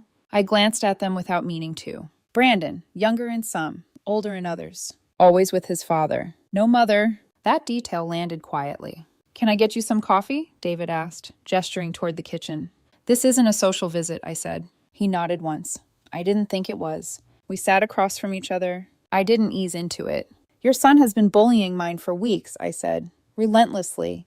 "He's made Marcus's life at school unbearable." David's shoulders dropped slightly, like the words carried weight he was already familiar with. "I've been trying to address his behavior," he said. "He's been angry lately." "Angry doesn't excuse cruelty," I replied. "No," he said quietly. "It doesn't." I leaned forward slightly. "Do you know what he's been saying?" He shook his head. "He's been calling my son a monster," I said, "because of his burn scars." David went completely still. "And he told him," I continued, my voice tightening despite my effort to control it, "that's why his father died. Because monsters don't get normal families." The color drained from his face. What?" he said, almost under his breath. I didn't look away. "He's been saying it repeatedly," I said. "My son believes it." David ran a hand through his hair, his movements suddenly unsteady. "I didn't know," he said. "I swear to you, I didn't know it was that bad." "He's terrified to go to school," I said. "He's having nightmares again, after a year without them." David closed his eyes briefly. "That's unacceptable," he said. "Yes," I replied, "it is." For a moment, neither of us spoke. Then David asked something that didn't fit. "What kind of scars?" he said. I frowned. "What?" "Your son's scars," he said, his voice more urgent now. "What do they look like?" I stared at him. "That doesn't matter," I said. "It does," he insisted, softer now, but with something almost desperate underneath. "Please." Something in his tone made me pause. I reached into my bag, pulled out my phone, and scrolled through my photos. I found one from last summer. Marcus at the community pool, sunlight on his face, his arms visible, the edges of his scars clear along his skin. I turned the screen toward him. David stared at it. For a long time, his hands began to shake. "I know those scars," he whispered. A chill ran through me. "What do you mean?" I asked. He looked up at me, and the expression on his face, it wasn't confusion. It was recognition. Deep, painful, immediate. "What was your husband's name?" he asked. My breath caught. "Daniel Walsh," I said slowly. "Why?" "And the fire," he continued. "When did it happen?" 5 years ago," I said. "Maple Street apartment complex." The silence that followed felt wrong, heavy. I watched as something inside him shifted completely. "How do you know that?" I asked, my voice quieter now. David sat down slowly, like his legs had lost their strength. I was there," he said. My heart skipped. "What?" "I was the firefighter," he said, barely above a whisper. "The one who pulled your son out of that building." The world tilted. I stared at him. "No," I said, "that's not—" "My full name is David Andrew Miller," he said. The name on my badge was Miller. Everything inside me went still. The man sitting across from me wasn't just Brandon's father. He was the man who had saved my son's life, and the one who couldn't save my husband. For a long moment, I couldn't speak. I just stared at him. At the man sitting across from me, this exhausted, broken man whose son had been tearing mine apart at school, and who, somehow, impossibly, had been there on the worst night of my life. "No," I whispered again, but it didn't sound like denial anymore. It sounded like disbelief trying to catch up with reality. David didn't argue. He just sat there, his hands pressed together, his head slightly lowered, like he had already accepted whatever judgment I was about to pass. "I don't understand," I said finally, my voice unsteady. How could you recognize his scars from a picture?" David swallowed hard. "Because I carried him," he said. The words hit harder than anything else. "I carried him out of that building," he repeated, his voice rough. "He was unconscious by the time I got to him, but he was still breathing, barely." My chest tightened. Memories I had tried so hard to keep buried began forcing their way back to the surface. Smoke, sirens, the sound of my own voice screaming. "I remember his arm," David continued quietly, "the way the burns had spread across his shoulder. I remember thinking—" He stopped, his jaw tightening. "I remember thinking he was too small to be going through that." Tears blurred my vision.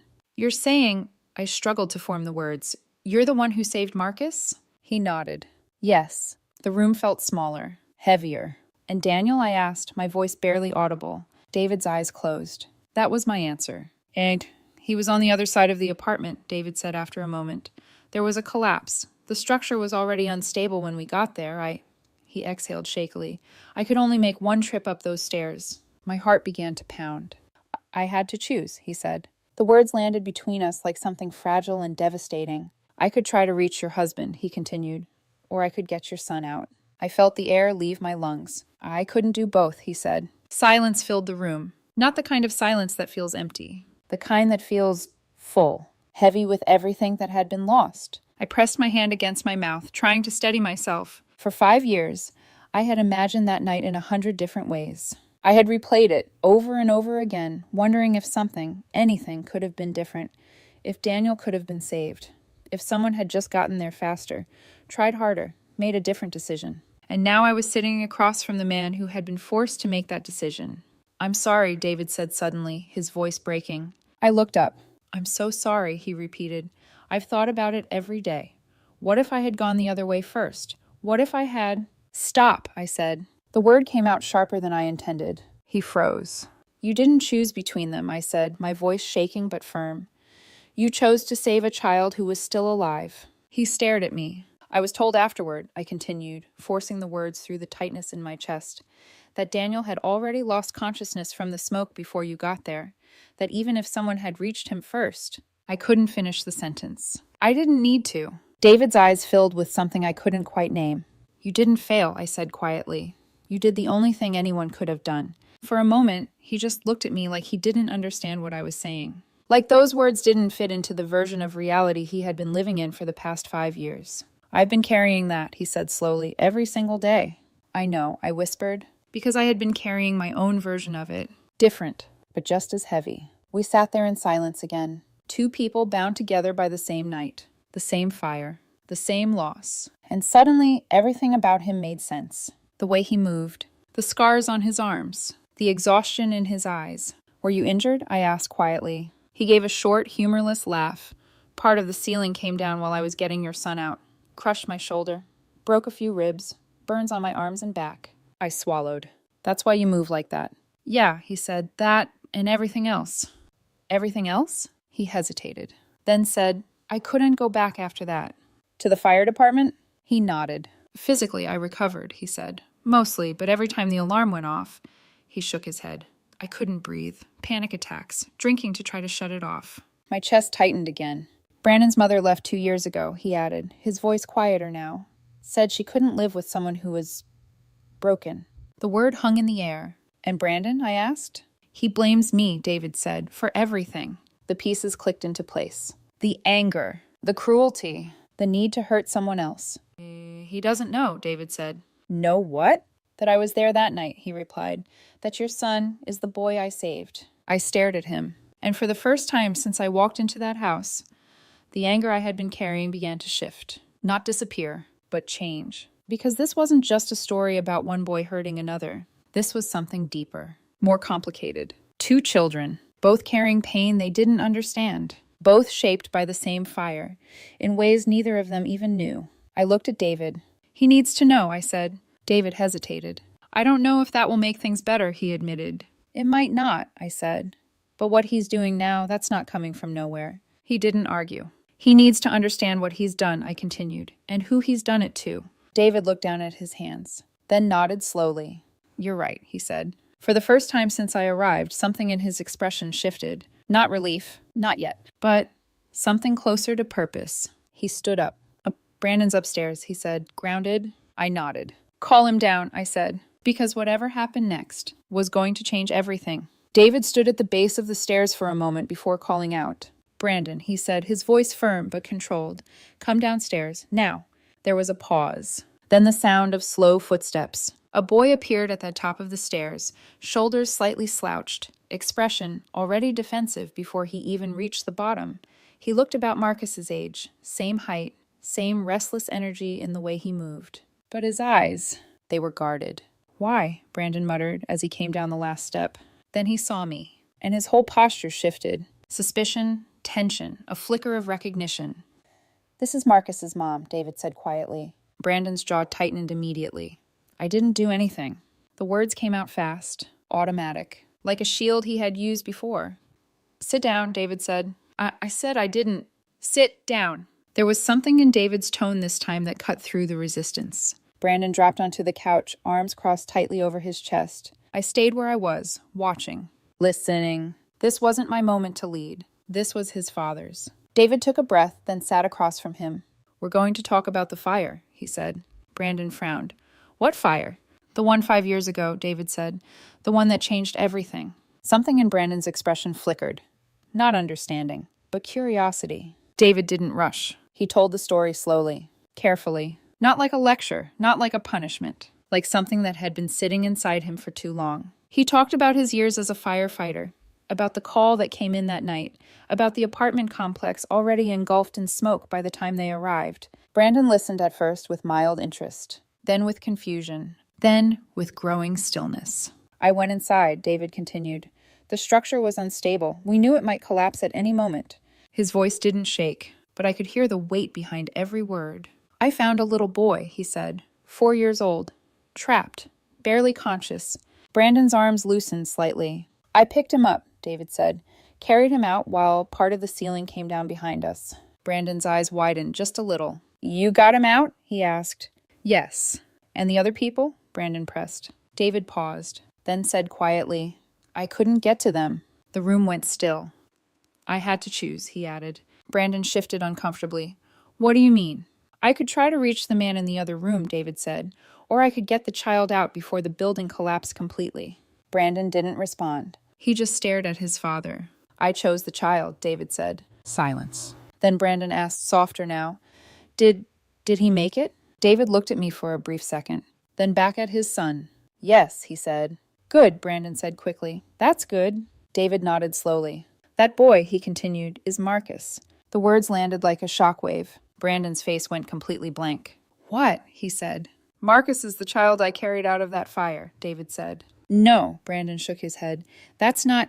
It is, David said firmly. Brandon's eyes darted toward me, then back to his father. But his scars are from that night, David said. The realization hit all at once. I saw it. The moment everything shifted.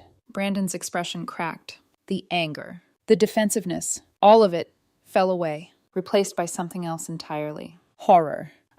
He started, but the words didn't come. His hands dropped to his lap, fingers curling slightly. I didn't know, he whispered.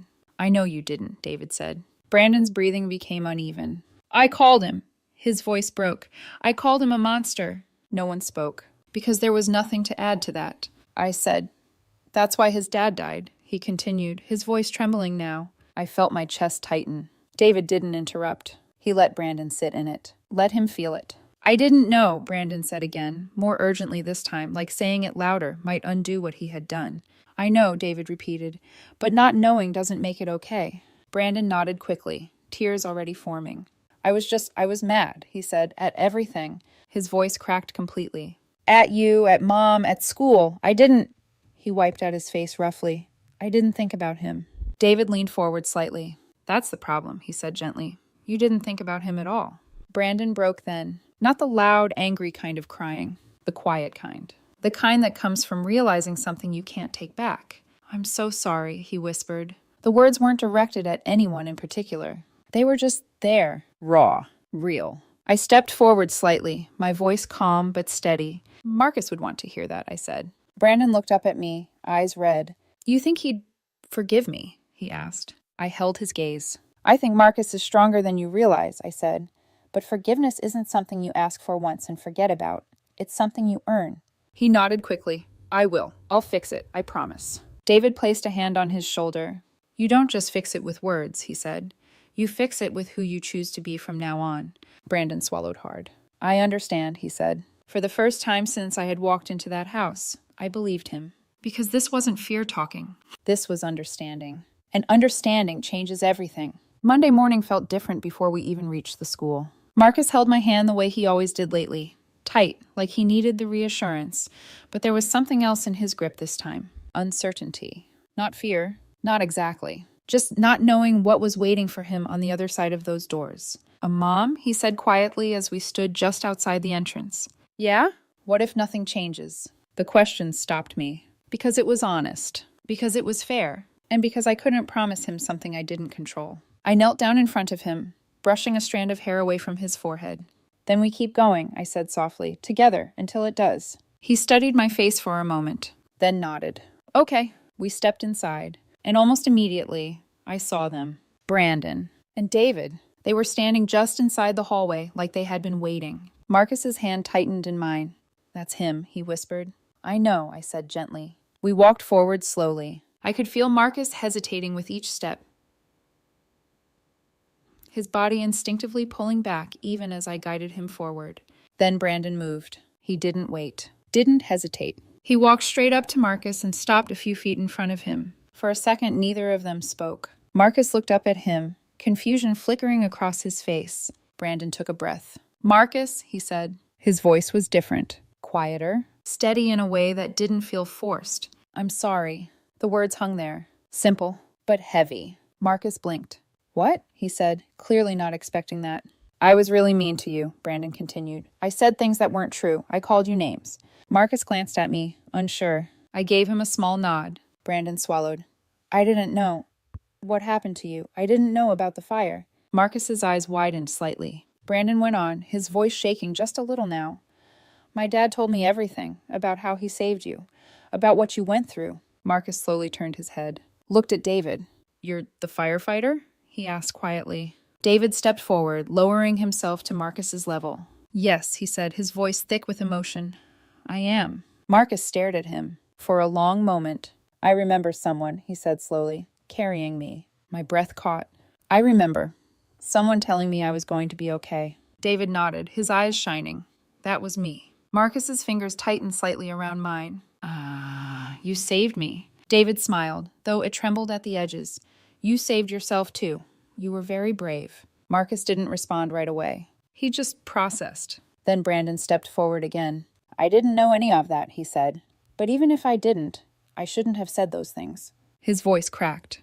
I'm really sorry, Marcus. Silence. The kind that feels like everything is balancing on it. Marcus looked at him, then at me, then back at Brandon. You said I was a monster, he said. I know, Brandon whispered. I was wrong. Marcus looked down at his own arm, where the edge of a scar was visible beneath his sleeve. Then he said something that made my chest tighten. My mom says scars mean you survived something, he said. Brandon nodded quickly. Yeah, my dad said that too. Marcus was quiet for a moment. Then he took a small breath. Okay, he said. Brandon blinked. Okay?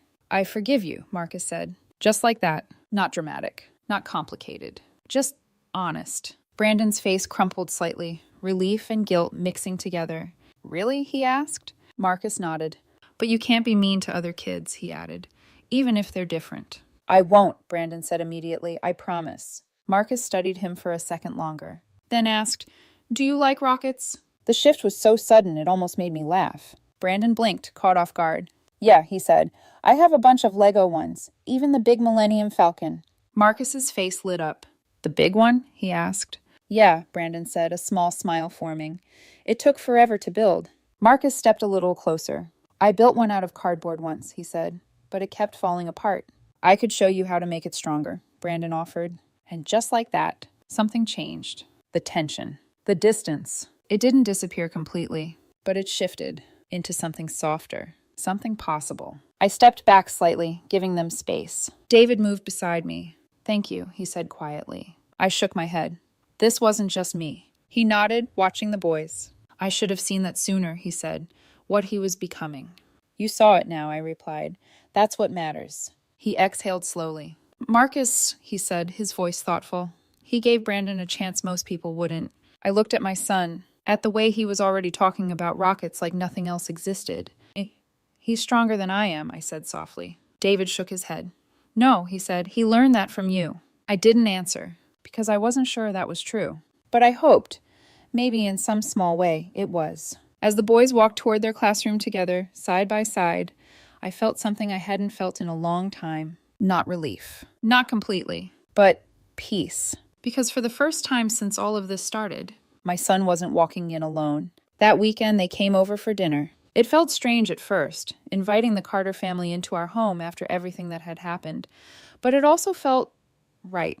Like something that needed to happen to close a door we had all been standing in for too long. Marcus had been talking about it nonstop since Monday. Can I show Brandon my rocket models? Do you think he'll like the one I made out of bottle caps? Can we build something together? It had been weeks since I'd heard that kind of excitement in his voice. I said yes to everything. When David and Brandon arrived, Marcus opened the door before I even got there. He practically pulled Brandon inside, already talking, already laughing. The sound of it filled the house in a way I hadn't realized I had been missing. For the first time in a long time, it didn't feel quiet anymore. Dinner was simple, nothing special, but it didn't need to be. The boys talked over each other the entire time about rockets, planets, which materials worked best for building structures. Brandon listened to Marcus in a way I hadn't seen before. Not dismissive, not curious in a shallow way. Respectful, like he saw him now. Really saw him. After we ate, they disappeared into the living room, pieces of cardboard and Lego scattered everywhere within minutes.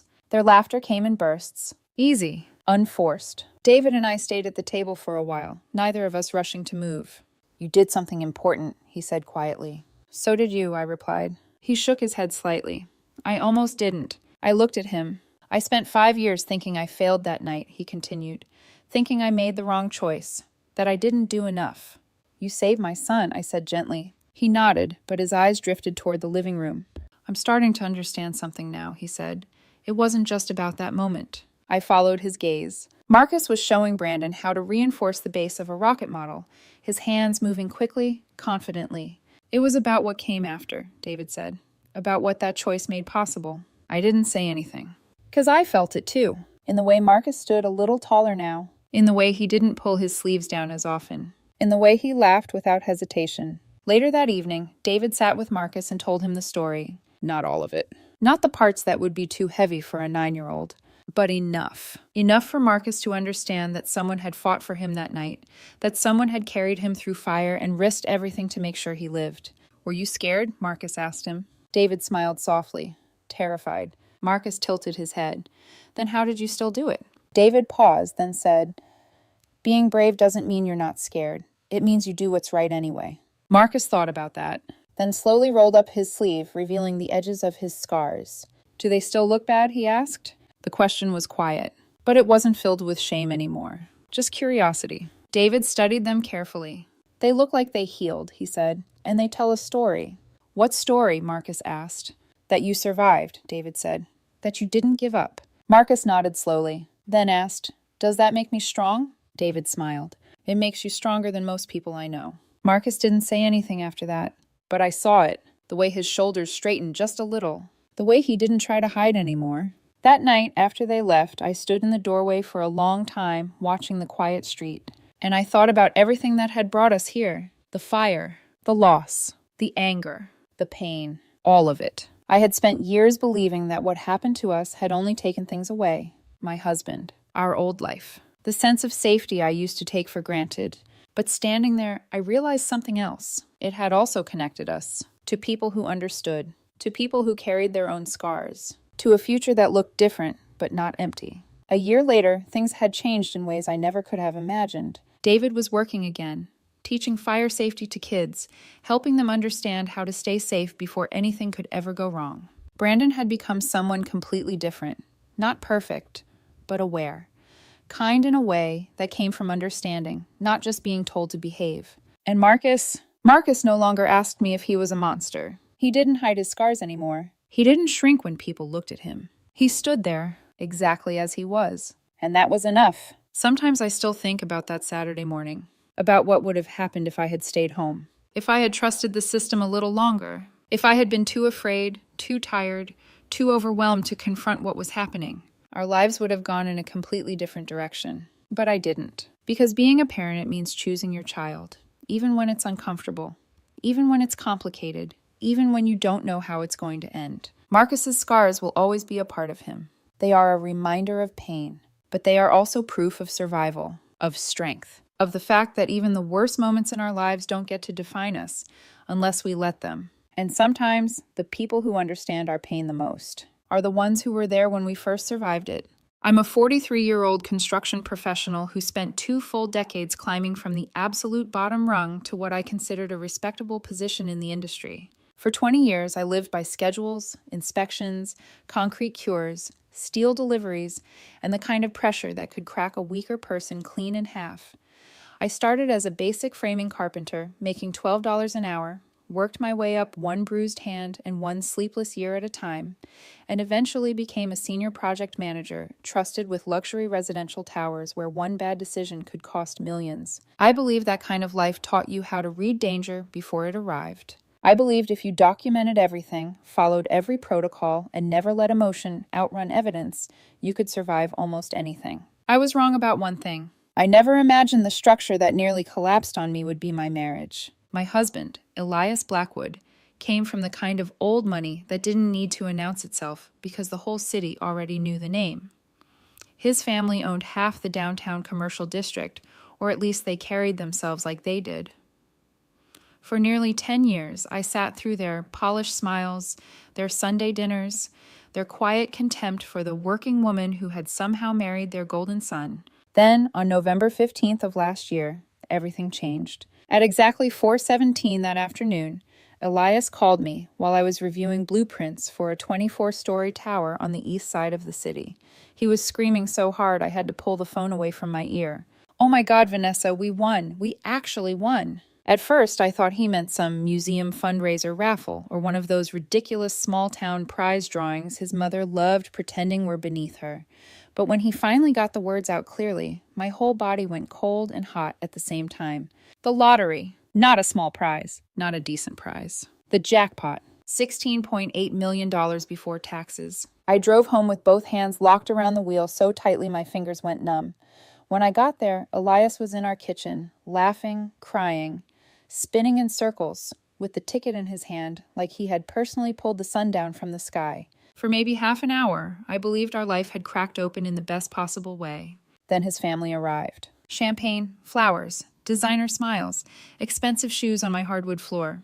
And the second they walked into my house, I felt it. The air changed. The way they looked at me changed. The way my husband looked at me changed. 3 days later, they sat me down in my own living room and tried to cut me out of the fortune we were supposed to share. My husband told me the money was his. His father told me the prenup I had signed before our wedding meant I wasn't entitled to a single dollar. His brother smirked like I should have seen it coming. And while they were all so sure they had already buried me, all I could think was this. They had no idea who they were trying to destroy. Because construction teaches you something rich people never seem to learn until it's too late. If you want the truth to hold weight, you better pour it on a solid foundation. And I had records for everything. My name is Vanessa Carter. I'm 43 years old, and before everything unraveled, I believed in steady things. Not perfect things. Not glamorous things. Just things that held. I built my life the same way I built every project I ever managed. Layer by layer. No shortcuts, no gambling, no blind faith. If something stood, it was because I made sure the foundation could carry the weight. I didn't grow up with money. Not even close. My dad worked maintenance at a public school. My mom cleaned offices at night. I learned early that stability wasn't something you inherited. It was something you fought for, protected, and never took for granted.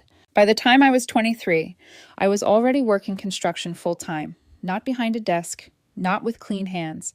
Out there in the heat, in steel-toed boots, proving myself in a field that didn't exactly welcome women with open arms. I didn't mind. Respect earned the hard way tends to last longer. I met Elias when I was 32. It wasn't dramatic. No movie moment. No instant spark that lit up the room. It was quiet. He showed up at one of the sites I was managing, representing his family's real estate company. Blackwood Properties had just acquired the land, and I was the one responsible for making sure the structure actually got built. He stood out immediately, though not in the way people usually expect. He wasn't loud like his brother. He wasn't condescending like his father. He asked questions, listened, paid attention. There was something almost careful about him. "Most people just talk over me," I told him once, half joking. He smiled. "That sounds like a mistake." That was the beginning.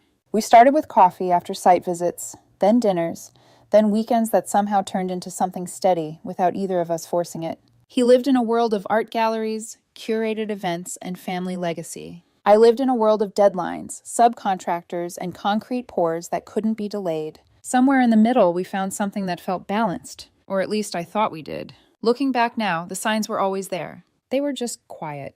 The first time I met his family, it wasn't subtle. Victor Blackwood, everyone called him Vic, looked at me like I was a temporary inconvenience. His wife, Charlotte, smiled the kind of smile that never quite reached her eyes. "You work in construction?" she asked, her tone polite but sharp. "I manage projects," I said evenly.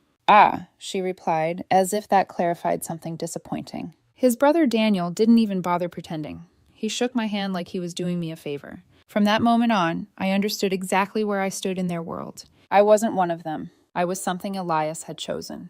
And they were waiting for him to change his mind. When we got engaged, the pressure came immediately. The prenup. They didn't frame it as a discussion. They framed it as a condition. I still remember sitting in that polished office downtown, surrounded by dark wood and expensive silence, while Vic explained, slowly, carefully, that this was just standard procedure. "Nothing personal, Vanessa," he said. "Just business." That phrase stuck with me more than anything else. Just business. I signed it. Not because I didn't care, but because I believed in Elias. Because I believed love meant something stronger than paperwork. Because I thought the document was simple. What's yours stays yours.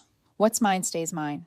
What we build together, we share. At least, that's what I thought I was agreeing to. We got married in December 2017. The first few years were good. Not perfect, but real. We bought a 3-bedroom house near the park. Nothing extravagant, but comfortable. Ours.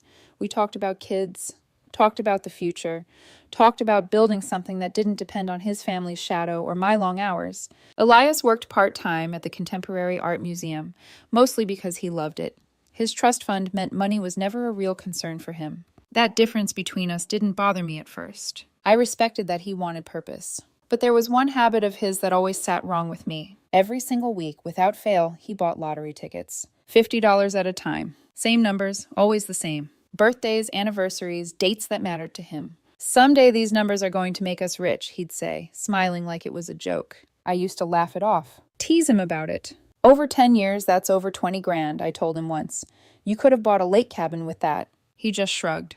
Or I could win something bigger. It felt harmless, almost childish. Just one of those quirks you accept when you love someone. I never thought that habit would become the fault line that split my entire life in half. And I definitely never thought the people who insisted on that prenup would be the same ones trying to use it to erase me. But the truth is, the story didn't break in one moment. It cracked slowly, quietly. And I ignored every single warning sign until it was too late. Looking back now, I can trace the tension long before the lottery. Not as a single moment, but as a pattern. Small things, easy to dismiss, easy to explain away if you wanted the relationship to work badly enough. And I did. I remember the way Elias would go quiet during his family's Sunday dinners whenever the conversation shifted toward money. Not uncomfortable quiet, not defensive. Strategic quiet, like he was measuring something in his head. One night, his father was talking about protecting legacy assets, going on about how wealth didn't survive 3 generations unless someone made hard decisions. "Emotion is the fastest way to lose money," Vic said, swirling his wine like it had something to prove. Charlotte nodded. "And marriages. Well, they don't always last." I felt that one land. Elias didn't look at me. He just kept eating, like it had nothing to do with us. Later that night, in the car, I asked him directly, "Do you ever correct them?" He glanced at me. "About what?" "The way they talk, like I'm temporary." He sighed, eyes back on the road. "They're just like that. It's not personal." That phrase again. Not personal. I let it go. Because I told myself he was caught between two worlds. Because I believed that what we had behind closed doors mattered more than what his family thought of me. But even behind those doors, things weren't always as simple as I pretended. Elias liked control in subtle ways. Not obvious, not aggressive, but precise. He had opinions about where money should go, how things should be handled, what decisions needed more thought. When we talked about expanding, maybe buying a bigger house someday, he always deferred. "Oh, let's wait," he'd say. "No need to rush." When I mentioned starting my own construction company, something I'd been quietly building toward for years, he smiled. But there was hesitation behind it. "That's a big risk, Vanessa." "So is staying in the same place forever," I replied once. He didn't argue, but he didn't support it either. At the time, I told myself he was just being cautious. Now I wonder if he was already thinking about separation long before I ever realized. His relationship with his family didn't help. They weren't just close. They were involved. Every major decision somehow circled back to them. Vacations, investments, even where we hosted holidays. Charlotte would call Elias directly instead of me when plans changed, as if I were an optional extension instead of his wife. And he let her. That was the part that should have warned me the most. Not what they did, but what he allowed. Then there were the phone calls. At first, they were normal. Conversations with his parents, updates about work, family chatter. But over time, something shifted. He started leaving the room when he answered, lowering his voice, ending calls quickly if I walked in. "Everything okay?" I asked once. "Yeah," he said too quickly. "Just my dad talking about some property deal." I nodded. But something in my chest didn't settle. Still, I didn't push. Because nothing concrete had happened. Because I didn't have proof. Because part of me didn't want to find anything.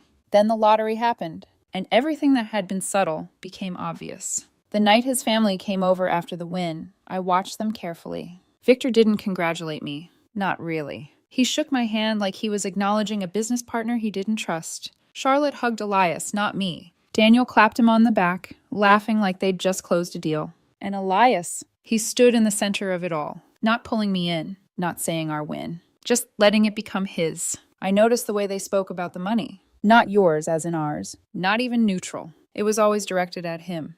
What are you going to do with it? How do you plan to manage it?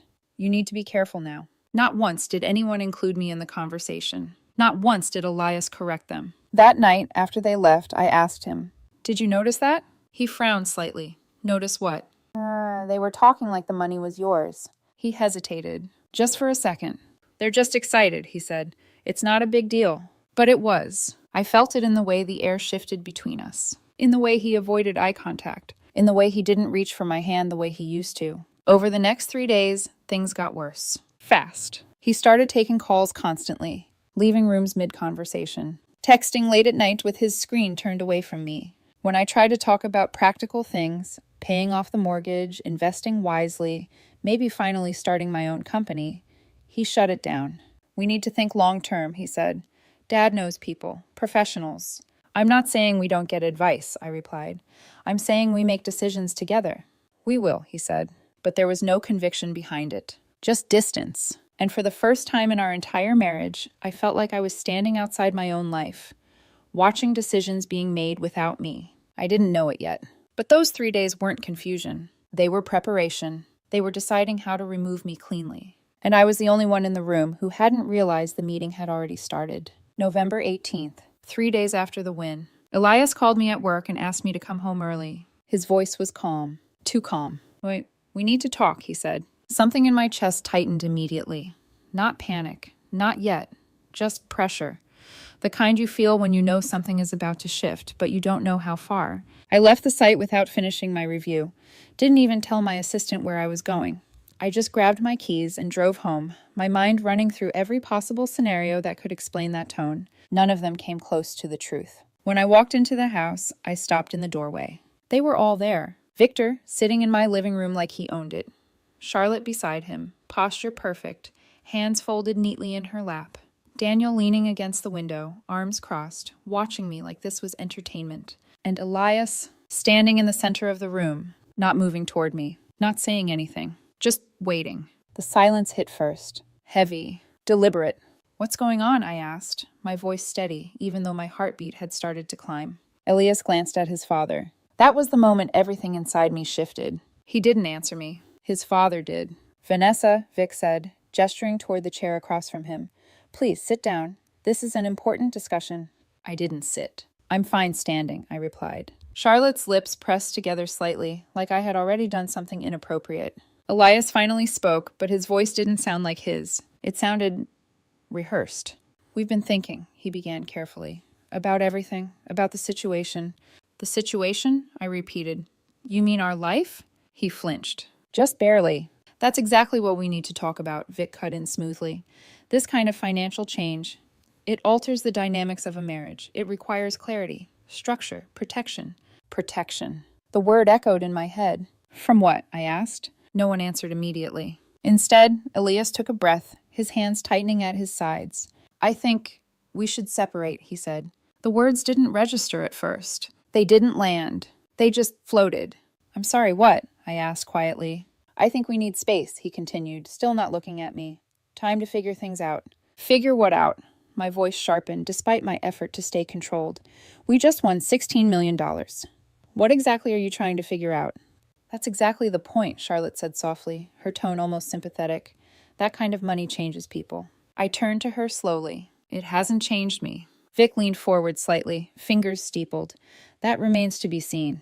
Something cold slid down my spine. I looked back at Elias. "Say it clearly," I said. "Look at me and say what you actually mean." For a moment, I thought he wouldn't. Then he did.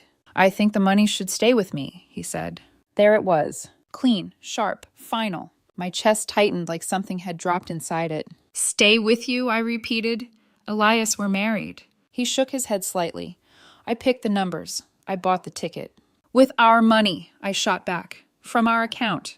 "That's not how this works," Daniel muttered from the window, a smirk playing at the edge of his mouth. I ignored him. I kept my eyes on Elias. "Tell me this is a joke," I said quietly. He didn't respond. Vic did. "The prenuptial agreement you signed," he said, his tone calm, controlled, almost bored, "clearly protects both parties.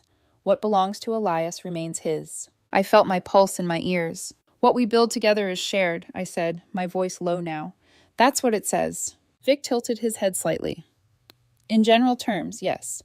But lottery winnings can fall under separate property depending on acquisition and intent." That's not what the document says," I replied instinctively. I hadn't read it carefully. Not then. But something about the certainty in his tone felt wrong. Elias finally looked at me, and for the first time I saw it. Not doubt. Not conflict. Distance. "I think it's best if you move out tonight," he said. The room went completely still. "You want me to leave my own house?" I asked. "It's temporary," Charlotte said quickly. "Just until things are settled." "Settled how?" I asked, my voice sharper now. "By cutting me out of everything?" "No one is cutting you out," Vic said, though his expression suggested the opposite. "We're simply protecting what's ours." "What's ours?" "Not what's yours. Not what's yours and mine. Just ours. As in them." I felt something inside me crack. Not loudly. Not dramatically. Just cleanly. 10 years. 10 years of building a life, and in one conversation, they reduced it to a technicality. To paperwork. To a clause I barely remembered signing. Daniel laughed softly under his breath. "You had to know this was coming eventually," he said. I turned toward him slowly. "I didn't," I said. "But you clearly did." No one defended me. Not even my husband. I looked back at Elias one last time. "Is this really what you want?" I asked. For a second, just one, I saw hesitation. Then it disappeared. "I think it's necessary," he said. "Necessary." I nodded once, slowly. "All right," I said. Relief flickered across his face, across all of their faces. Like they had expected a fight, a scene, emotion. Instead, I walked past them, into our bedroom, and started packing. My hands were steady, my breathing even. But inside, something had already shifted into place. Because while they were busy deciding how to remove me, they had just given me everything I needed. They just didn't realize it yet. I checked into a budget hotel near the airport that night, room 247. Beige walls, a faint chemical smell from industrial carpet cleaner. A bed that felt too stiff and too small at the same time. The kind of place people pass through, not somewhere anyone planned to stay. It should have felt like rock bottom. Instead, it felt quiet, controlled, like the moment after a structure shifts, but before it collapses. I set my bag down, sat on the edge of the bed, and just breathed. No crying, no yelling, no calls to friends, just silence, because something inside me refused to break the way they expected. I replayed the conversation in my head. Every word, every glance, every hesitation Elias had tried to hide. "I think the money should stay with me. Not us. Not ours. With me." I closed my eyes for a moment, pressing my palms together. What did I miss? That question came first. Not anger. Not revenge. Responsibility. Because that's how I was wired. In construction, when something goes wrong, you don't start by blaming the subcontractor. You start by asking what you overlooked, what you didn't verify, what you assumed instead of confirmed. So I went through it piece by piece. The dinners, the comments, the way his family had always framed me as temporary, the prenup, the phone calls, the shift after the lottery. It wasn't sudden. It was calculated. And the worst part? Elias didn't look surprised when it happened. He looked prepared. That realization sat heavier than anything else. Not betrayal in the heat of the moment. Betrayal with planning behind it. I exhaled slowly, stood up, and walked to the small desk by the window. My laptop sat in my bag. I pulled it out, turned it on. Because if there was one thing I knew how to do, it was this. When something doesn't make sense, you go back to the documents. I opened the folder I had saved years ago, scanned copies of everything important. Tax records, property documents, and the prenup. 9 pages. Dense legal language I had barely read when I signed it. I remembered the pressure, the way Vic had framed it as routine. The way Elias had reassured me, it was just a formality. Nothing changes, he had said back then. I stared at the document on my screen. Let's see about that, I murmured under my breath. I started reading, slowly, carefully, line by line, not like someone skimming. Like someone reviewing blueprints for a structure that had already failed. Every clause, every definition, separate property, community property, assets acquired before marriage, assets acquired during marriage. I took notes, opened a blank document, and started writing down key sections. Because that's what I did on job sites. You don't trust memory. You document. By midnight, my eyes were burning. By 2 a.m., my neck ached from leaning forward. But I didn't stop, because something wasn't lining up. They had been too confident, too rehearsed, too certain I had no claim. And that kind of certainty usually meant one of two things. Either they were right, or they were counting on me not checking. Around 3:30 in the morning, I hit a section that made me pause. I read it once. Then again, then a third time, slower. My fingers hovered over the keyboard. And any prizes, winnings, or awards acquired during the course of the marriage shall be considered community property. I sat back slowly. My heartbeat picked up. Subject to equal distribution. I felt something shift. Not emotionally, strategically. I leaned forward again, reading the entire clause from beginning to end, making sure I wasn't misinterpreting anything.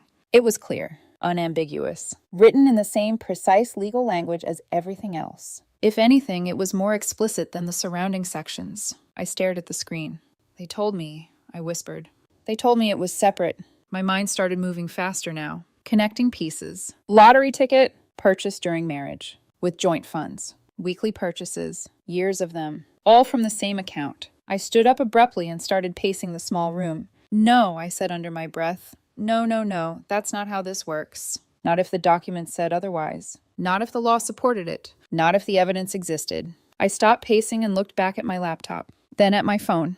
There was only one thing left to do. I needed someone who knew how to fight this properly. Not emotionally, legally. Because this wasn't just about money anymore. It was about being erased. About 10 years of my life being reduced to a technicality they thought I wouldn't question. I picked up my phone and started searching. Divorce attorneys, high asset cases, litigation specialists, reviews, case histories. Names started to blur together after a while, until one kept appearing over and over again. Lauren Chen, former law professor, 25 years in high asset divorce litigation, a reputation for taking on wealthy clients and winning.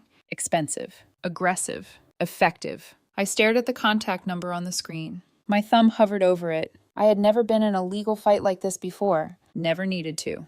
But I knew one thing with absolute certainty. If I walked away now, if I let them define the narrative, I would regret it for the rest of my life. I pressed the call button. The line rang twice before a calm, professional voice answered.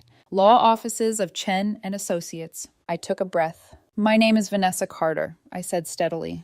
I need a consultation, as soon as possible, because if they thought I was going to disappear quietly, they had just made the biggest miscalculation of their lives. I met Lauren Chen 2 days later. Her office sat inside a converted warehouse downtown, exposed brick, high ceilings, glass walls that made everything feel both open and intimidating at the same time.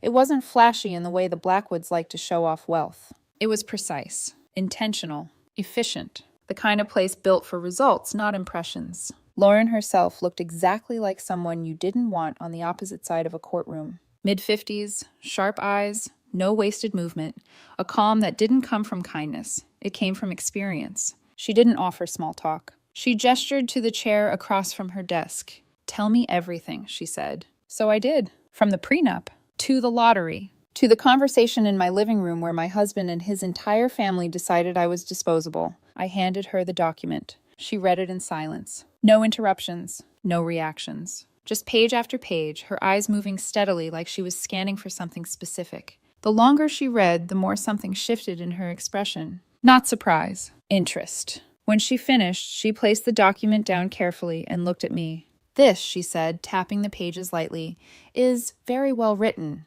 I frowned slightly. That doesn't sound like good news. She leaned back in her chair.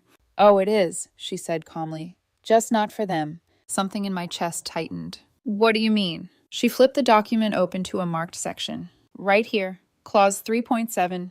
I leaned forward, already knowing what she was about to say. Any prizes, winnings, or awards acquired during the course of the marriage shall be considered community property, she read.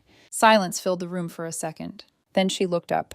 Do you understand what that means? I think so, I said slowly. It means I'm entitled to half. It means, she corrected gently, they just handed you leverage most attorneys spend months trying to create. I exhaled slowly. They told me the opposite. I'm not surprised, Lauren said. Most people assume complexity favors them. They rarely expect the other party to actually read. She closed the document. Now here's where this gets interesting, she continued. Even without this clause, lottery winnings purchased during a marriage, especially with joint funds, are typically considered community property under state law. My mind raced. But with this, I asked. With this, she said, her voice calm but firm. They eliminated any ambiguity. I sat back, absorbing it. They tried to use it against me, I said quietly. Lauren's lips curved slightly.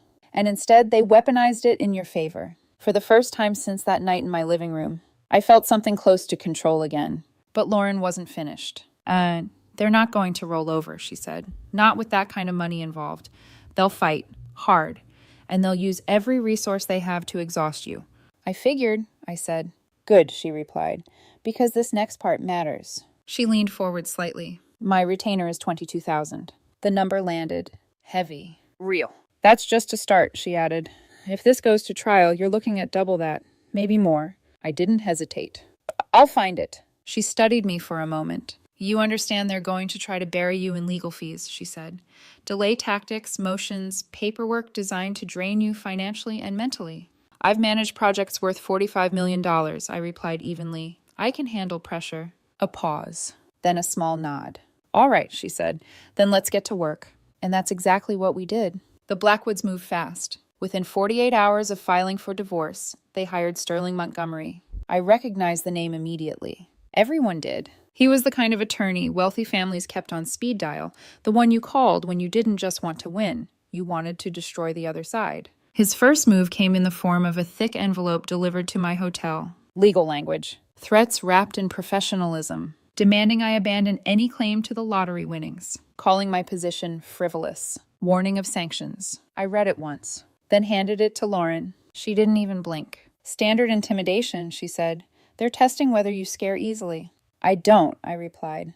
I know, she said. Over the next few weeks, the pressure escalated. Motions filed. Responses required. Deadlines stacked on top of each other, each one costing money. Real money. By mid-December, my legal bills had already climbed past $25,000. My savings were gone. My retirement account drained. Credit cards maxed. Every dollar I had was in this fight. Meanwhile, Elias was living like the money had already been decided. And he wasn't subtle about it. Social media told the whole story. A brand new luxury electric car. Designer shopping trips. First-class flights. Wine country weekends. A massive deposit on a luxury downtown condo with lake views. He posted everything. Smiling. Celebrating. Captioning it like a fresh start. Like I had already disappeared from the narrative. Lauren saw it as something else entirely. Keep everything, she told me. Screenshots, dates, purchases. Why? I asked. Because he's making a mistake, she said. What kind of mistake? The kind that proves the money isn't separate, she replied. The kind that shows commingling. I didn't say anything, but I understood. He wasn't protecting the money. He was spending it. Publicly. Carelessly. And documenting every second of it. Then his family stepped in harder. Calls. Indirect messages. Even one late-night voicemail from his father. You should take a reasonable offer while it's still on the table, Vic said, his voice cold. This doesn't end well for people in your position. I didn't respond, because by then, I had stopped seeing this as intimidation. I saw it for what it was, pressure. And pressure only works if something inside you gives way. Mine didn't. Then came the discovery phase. And that's when everything turned into a war. Subpoenas. Bank records. 10 years of transactions. Every lottery ticket purchase. Every dollar traced. Lauren built it like a case file. Methodical. Precise. Unavoidable. Montgomery fought every step, objected to everything, delayed wherever he could, but for every move he made, Lauren had an answer. You're not just fighting them, she told me once. You're outlasting them. I nodded. Because that part, I understood better than anything. Construction teaches you something most people don't realize. The strongest structures aren't the ones built quickly. They're the ones that hold under pressure. And this was pressure. But I wasn't breaking. I was building something they couldn't ignore. They just didn't realize yet. They were running out of time. By January, the fight stopped feeling strategic. It started feeling personal in a way I couldn't control. Not because of them, but because of what it was costing me. Every morning, I woke up in that same hotel room, staring at the same ceiling, the same faded paint, the same quiet that felt heavier each day. My life had been reduced to a suitcase, a laptop, and a growing stack of legal invoices I couldn't afford to look at too closely. 43 years old, 20 years building a career, and somehow, I was back to counting every dollar like I had when I was 22. There were nights I didn't sleep at all. Not because I didn't want to, because my brain wouldn't stop running scenarios. What if I lost? What if the legal fees swallowed everything before we even got to trial? What if they dragged this out long enough to break me financially? Lauren had warned me. They're not just trying to win, she said during one meeting. They're trying to exhaust you. And for the first time, it was starting to work. I remember sitting in that room one night, the clock reading 2:18 a.m., staring at my bank app. Numbers I used to rely on, now almost gone. My retirement account, empty. Credit cards, maxed. Checking balance, barely enough to cover another week of the hotel. I rubbed my face slowly, exhaling through my hands. Was it worth it? I whispered to myself. The question came out before I could stop it, and once it was there, it didn't leave. Because the truth was, I could walk away. Right then. Take whatever settlement they offered. Start over, no more lawyers. No more court dates. No more pressure. Just freedom. At least that's how it looked on the surface. But every time I let that thought settle, something inside me pushed back. Hard. Because it wasn't just about money anymore. It hadn't been for a while. It was about what they did. The way Elias looked at me like I was replaceable. The way his family sat in my living room and treated 10 years of marriage like a transaction they could cancel. The way they assumed I wouldn't fight back. That I couldn't. That I would fold the moment things got difficult. I leaned back against the wall, closing my eyes. I didn't come this far to quit, I said quietly. But even as I said it, the weight didn't lift. Because conviction doesn't erase exhaustion. And I was exhausted. Then came the next hit. Lauren called me into her office late January. Her tone was different, more serious than usual. We need to talk about costs, she said. I sat down slowly. How bad? I asked. You're at $28,000 already, she said. If this goes to trial, we're looking at least 45. The number landed like a punch. I didn't react immediately, just stared at the edge of her desk. I don't have that, I said after a moment. I know, she replied. Silence stretched between us. So what are my options? I asked. She didn't answer right away. Instead, she studied me carefully. You can settle, she said finally. Take what they offer. End it. And if I don't, then you commit, she said. All the way, no hesitation, because once we push forward, there's no halfway version of this. I nodded slowly, because I understood exactly what she meant. You don't start pouring concrete and then stop halfway because it gets expensive. You either build it properly, or you don't build at all. That night, back in the hotel, I sat in the dark for a long time. No lights, no distractions. Just me and the quiet. I thought about the life I had before all of this. The house, the routine, the version of Elias I thought I knew. And then I thought about the woman sitting in that living room 3 days after the lottery. Calm, controlled, packing her things while everyone else assumed she had already lost. I realized something in that moment. They weren't just fighting for money. They were fighting to prove something. That I never belonged. That I was temporary. That everything I built with Elias could be erased the moment it became inconvenient. And if I walked away now, I'd be proving them right. I opened my eyes slowly and reached for my phone. Scrolled through the screenshots Lauren had told me to keep. The car, the trips, the condo deposit, every post, every caption, every piece of evidence Elias didn't realize he was handing us. Then I opened the prenup again. Clause 3.7. Clear, unavoidable, unchangeable. They wrote this, I said quietly. They signed this, and now they wanted to pretend it didn't exist. I stood up, walked over to the desk, and turned on the light. The room looked the same, but something inside me didn't. I picked up my phone and sent Lauren a message. We're not settling. A few seconds passed. Then her reply came through. Good, because they just made a mistake. I frowned slightly. What kind of mistake? I typed. The response came almost immediately, the kind that wins cases. And for the first time in weeks, the exhaustion didn't feel like the end. It felt like the moment before something broke in my favor. Lauren called me the next morning. Not a scheduled meeting. Not a casual update. Her voice carried something I hadn't heard since the beginning of this case. Energy. Come in, she said. Now. I was there within 30 minutes, Same office, same chair, same calm environment. But this time she didn't sit behind her desk. She stood, a file already open in her hands. "This," she said, tapping the page, "is what they don't recover from." I stepped closer. "What am I looking at?" She turned the document toward me. "Court filings. Official. Stamped. Signed. Montgomery's motion from December," she said. I frowned slightly. "The one trying to dismiss my claim?" "Yes," she said. "Read the second paragraph." I leaned in, scanning the text. Legal language, dense, formal. Then I saw it. One line. Simple. Clear. Unmistakable. The lottery ticket in question was purchased during the marriage with community funds from the parties' joint account. I stopped reading. My heartbeat picked up. "Say that again," I murmured, more to myself than to her. Lauren didn't need to. I had already read it 3 times. "He signed this?" I asked. "Under penalty of perjury," she confirmed. I looked up at her slowly. "He just admitted that the money is community property," she finished. "Yes." For a second, everything went quiet. Not the room. My mind. Because this wasn't just helpful. This wasn't just strong. This was fatal. "For them?" I said. Lauren nodded once. "This is what happens when someone moves too fast and assumes the other side won't catch it." I exhaled slowly, running a hand through my hair. "They've been telling me for months that I have no claim," I said. "And in doing so," she replied calmly, "they just destroyed their own argument on record." I let out a short breath, something between disbelief and relief. "So what happens now?" "We press," she said. "Hard." And we did. From that moment forward, everything shifted. Not emotionally, strategically. Lauren filed a response that same day, highlighting Montgomery's own statement, line by line, word for word, no interpretation, no spin. Just his exact admission, attached to every motion he tried to argue. The tone of the case changed almost immediately. Their filings became defensive, less aggressive, more careful. And then the offers started. The first one came February 8th, $800,000. Vic called me personally. His voice carried that same controlled superiority, but there was something else under it now. Tension. "Take the offer, Vanessa," he said. "Walk away clean." I leaned back in my chair, staring at the wall. "Clean," I repeated. "It's a generous amount," he added. "More than you'd see in a lifetime." I let the silence stretch just long enough. Then I spoke. "No." He exhaled sharply.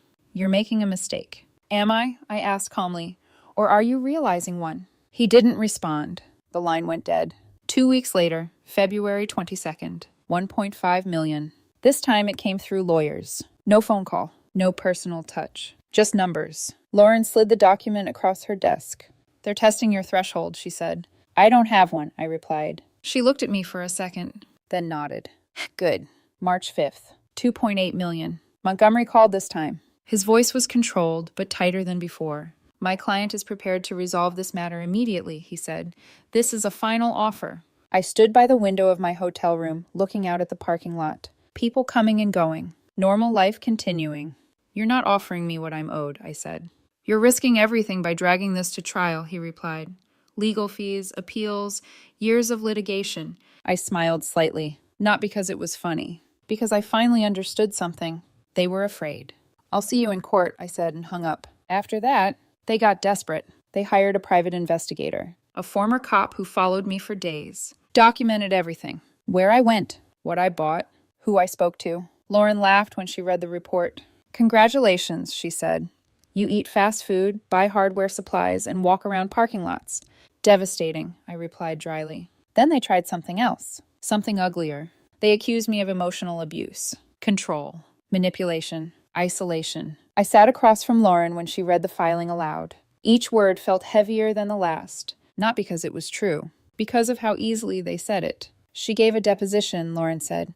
"Your husband claims you controlled finances, limited his independence." I let out a slow breath. "Do they have anything to support that?" Lauren shook her head. "Nothing." And that's when I understood the final shift. They weren't trying to win anymore. They were trying to survive. Lauren dismantled it piece by piece. Bank records showing Elias had full access to every account. Transactions proving he spent freely. Social media posts, hundreds of them, showing him traveling, socializing, living without restriction. "Does this look like someone being controlled?" she asked during one prep session, holding up a photo of him at a wine resort. I shook my head. "No, it doesn't look like it to a judge either," she said. The case was no longer balanced. It wasn't even close. 3 days before trial, Elias showed up at my hotel, unannounced, uninvited. I opened the door and almost didn't recognize him. He looked tired, worn down. The confidence he had that night in the living room, gone. "Vanessa," he said softly. I didn't move. "What do you want?" He hesitated, then stepped forward slightly. "We can fix this," he said. "We don't have to go through with the trial." I folded my arms. "You already decided that 3 days after the lottery." "I was scared," he said quickly. "The money, it was overwhelming. My family—" "Your family didn't force you to ask me to leave my own house," I cut in. He flinched. "I made a mistake," he said. "I see that now." Silence. Then he took a breath. "I'll give you $4.2 million, he said. "We end this. No more lawyers, no more court." I studied him, really looked at him. This man I had built 10 years with. And all I could see was someone who had already shown me exactly who he was. "It was never just about the money," I said quietly. He swallowed. "I know, but this is a way out." "For you," I replied. He didn't argue. Because he couldn't. I stepped back slightly, still holding the door. "I'll see you in court," I said. And this time, there was no hesitation, because the moment had passed, the one where things could have been repaired. And now, all that was left was the outcome. March 22nd. County Family Court, Courtroom 3. I remember the time more clearly than I remember the drive there. 9 a.m. Because everything that came before it, months of pressure, fear, exhaustion, compressed into something sharp and focused the moment I stepped inside that room. It was already full. Observers, attorneys, people who had heard about the case and wanted to see how it ended. Working woman versus old money. That's what they were calling it. I didn't care about the headlines. I cared about the truth. I wore the same navy suit I had worn 10 years earlier when I married Elias. Not because it was symbolic, because it was still mine. Because I hadn't changed who I was. Lauren stood beside me, calm as ever, flipping through her notes like this was just another case. Across the room, Elias sat with his family. Victor in his tailored suit, posture rigid. Charlotte gripping her handbag like it could anchor her. Daniel checking his watch every few minutes, the confidence from before nowhere to be found. And Elias, he looked smaller somehow. Not physically, but in presence. Like something inside him had already started to collapse. Judge Rodriguez entered exactly on time. No theatrics, no delay, just authority.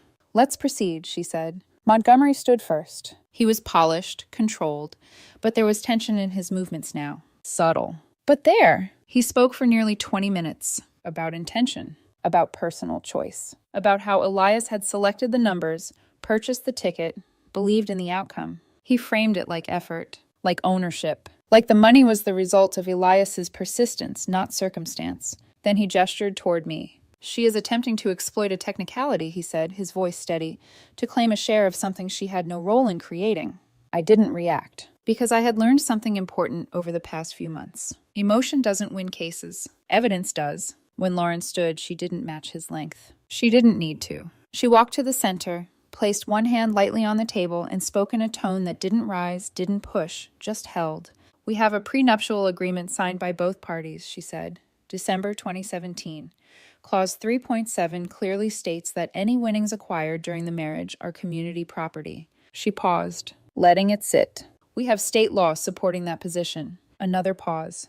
"And we have documentation confirming that the lottery ticket was purchased during the marriage with community funds." She turned slightly. "Look directly at Montgomery." "In fact," she added, "we have that confirmation from the defense themselves."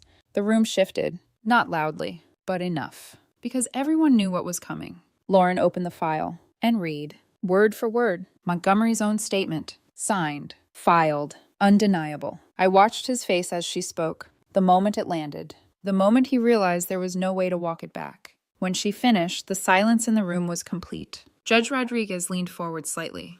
"Mr. Montgomery," she said, "do you dispute that this document was filed by your office?" He cleared his throat. "No, Your Honor, but—" "And signed under penalty of perjury?" she continued. "Yes, but the context is clear," she said. And just like that, the foundation of their case cracked. What followed wasn't dramatic. It was methodical. Lauren presented the bank records. 10 years of transactions. Every lottery ticket purchase. Every $50 charge. Every single one from our joint account. She showed the receipt from the day of the win. Time, location, card number. She laid out the spending. The car, the trips, the condo deposit. All the ways Elias had mixed the money into everyday use. Not separating it. Not protecting it. just spending it. When Elias took the stand, he didn't look at me. Not once. Lauren's questions were calm. Direct. Did you purchase the ticket using funds from your joint account? Yes. Did you deposit the winnings into an account used for shared expenses? Yes. Did you spend that money on personal and joint purchases while still married? Yes. Each answer, another step, another piece falling into place. By the time the court broke for lunch, the outcome was already written. In the hallway, Victor approached me. His composure was gone. This isn't over, he said sharply. We can appeal, drag this out for years. I met his eyes. For what? I asked quietly. To lose again? His jaw tightened. You should have known your place. I held his gaze. I did, I said. That's why I'm here. He didn't have a response for that. The afternoon session was short. Decisive. Judge Rodriguez didn't rush. She reviewed everything. The prenup, the law, the evidence. Then she spoke. In this state, we honor contracts, she said. The agreement signed by both parties is clear. Winnings acquired during the marriage are community property. She looked toward Elias. Additionally, the handling of the funds demonstrates commingling, further supporting that classification. Elias's shoulders dropped slightly. Charlotte reached for his hand. Victor stared straight ahead. Therefore, the judge continued, the court awards the plaintiff 50% of the net lottery winnings, $5.6 million. 90 days to comply. The gavel fell, 2:22 p.m. And just like that, it was over. Outside, reporters waited. Questions flew. Microphones. Cameras. I answered one. How does it feel? Someone asked. I paused for a moment, thought about everything it had taken to get there. Then I said the only thing that felt true. Justice feels right when it holds. And I walked away, not looking back. Because for the first time in months, I didn't need to. 6 months later, in September, I stood in a completely different kind of building. Not a courtroom, not a hotel room. My office. The one with unfinished drywall, the faint smell of fresh paint, and blueprints spread across a wide table that actually belonged to me. I had used part of the settlement to buy the construction company I'd been working for. My boss was retiring to Florida, ready to step away. I stepped in. 41 employees now. Not luxury towers for people who would never know my name. Real homes, starter houses, duplexes, places built for people like the ones I grew up around. Families who didn't need marble floors or lake views. Just something solid. Something that would hold. The first time I signed a contract under my own company name, my hand didn't shake. It felt earned. Steady. Like everything I had fought for finally aligned with who I was. I still drove my old pickup. Same engine noise. Same worn steering wheel. Some things don't need to change to prove you've moved forward. As for Elias, I heard things. Not directly,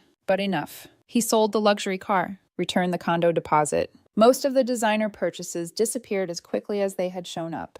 His social media went quiet. Completely. Last I heard, he was working at his father's real estate office. $38,000 a year. Living in a small apartment on the edge of the city. Not the life he imagined when he was standing in that kitchen, holding the winning ticket. The Blackwoods? They disappeared from my world entirely. No calls, no messages, no attempts to reconnect, which told me everything I needed to know. They were never interested in family, only in control. Even Victor, who once spoke like nothing could ever touch him, ended up selling pieces of what he valued most to cover the settlement. I didn't celebrate that. I didn't need to. Because this was never about revenge. It never was. Lauren sent me the final invoice not long after everything closed. $47,000. I paid it without hesitation. The best investment I've ever made. Because what I got in return wasn't just money. It was clarity, the kind you don't forget. I've had people ask me if it was worth it. The stress, the cost, the risk. I always give them the same answer. Yes. Because walking away would have cost me more. Not financially. But in something harder to rebuild. Respect. For myself. For what I built. For the 10 years of my life, they tried to reduce to a clause they thought I wouldn't understand. The truth is, contracts don't destroy people. People destroy themselves trying to bend contracts after the fact. They made me sign that prenup thinking it would protect them. In the end, it protected me. And if there's one thing I've learned through all of this, it's this. Never assume you understand something just because someone else explained it to you. Read it. Check it. Understand it for yourself. Because the moment you stop paying attention, that's when someone else starts deciding your value for you. I don't let anyone do that anymore. And I never will again. I'm not someone who expects much. Wake up, work, pay bills, drink mediocre coffee. Standard adult routine. When my husband Ethan's friend announced her wedding, I figured it'd be typical. uncomfortable heels, bland chicken, maybe catch a buzz at the open bar. Simple enough. Turns out I wasn't attending a wedding. I was starring in my own humiliation show. Except nobody told me I was the punchline while Ethan played headliner. The venue screamed expensive. Crystal chandeliers, champagne flowing everywhere, the kind of ballroom designed to make ordinary people feel underdressed, even when they weren't. For maybe 15 minutes, everything seemed normal. I smiled when I was supposed to smile. I made polite conversation. I adjusted the strap of my dress and told myself the night would pass, the way all these nights did. Then Vanessa showed up at our table. Vanessa. Perfect hair, unnaturally white teeth, confidence of a woman who had never once heard the word no and taken it seriously. She worked with Ethan at some marketing firm downtown. According to every conversation for the past 8 months, Vanessa was basically brilliance in heels. Vanessa thinks this. Vanessa says that. Vanessa recommended that absurdly expensive sushi place. Vanessa had opinions on everything, and somehow all of them mattered more than mine. Within 5 minutes, Vanessa had convinced Ethan to dance. Not just dance, full production value.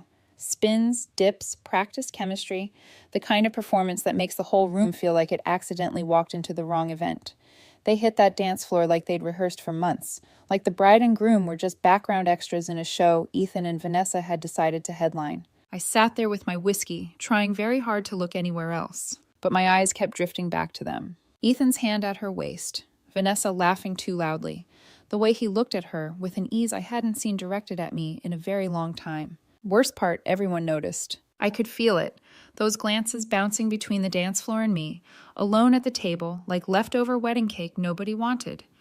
After their 4th consecutive dance, a group of women approached us. One brunette in a dress so tight it looked painted on leaned toward Ethan and asked, "So, are you really married?" I waited. I waited for him to smile awkwardly, to gesture toward me, to make it clear I existed. Instead, Ethan glanced at me, smirked, and said loud enough for half the table to hear, "Not really. It doesn't count when she's boring." The women burst into laughter. Real laughter. Sharp, careless, ugly. I sat there with my glass frozen halfway to my mouth, heartbeat suddenly loud in my ears, as if my body had understood before my mind had. My husband. The man I had been married to for 6 years. The man whose bad seasons I had carried.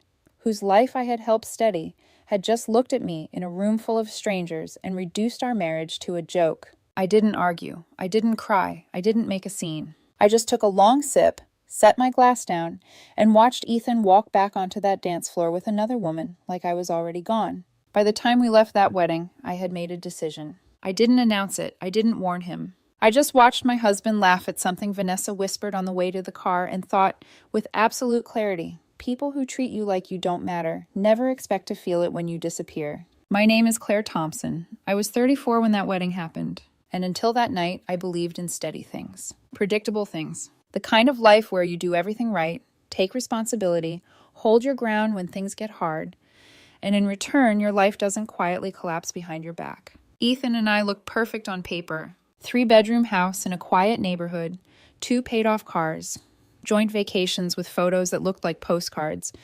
I had a stable job as a project coordinator for a construction firm. Nothing glamorous, but consistent, reliable. I liked that. I liked knowing what tomorrow would look like. Ethan was different. Charming, effortlessly social. The kind of man who didn't enter a room, he settled into it like he'd always belonged there. People didn't question Ethan. They adjusted around him.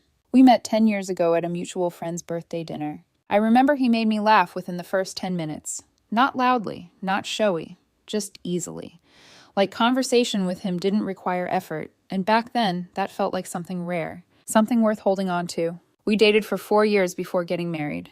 Those early years were good, simple.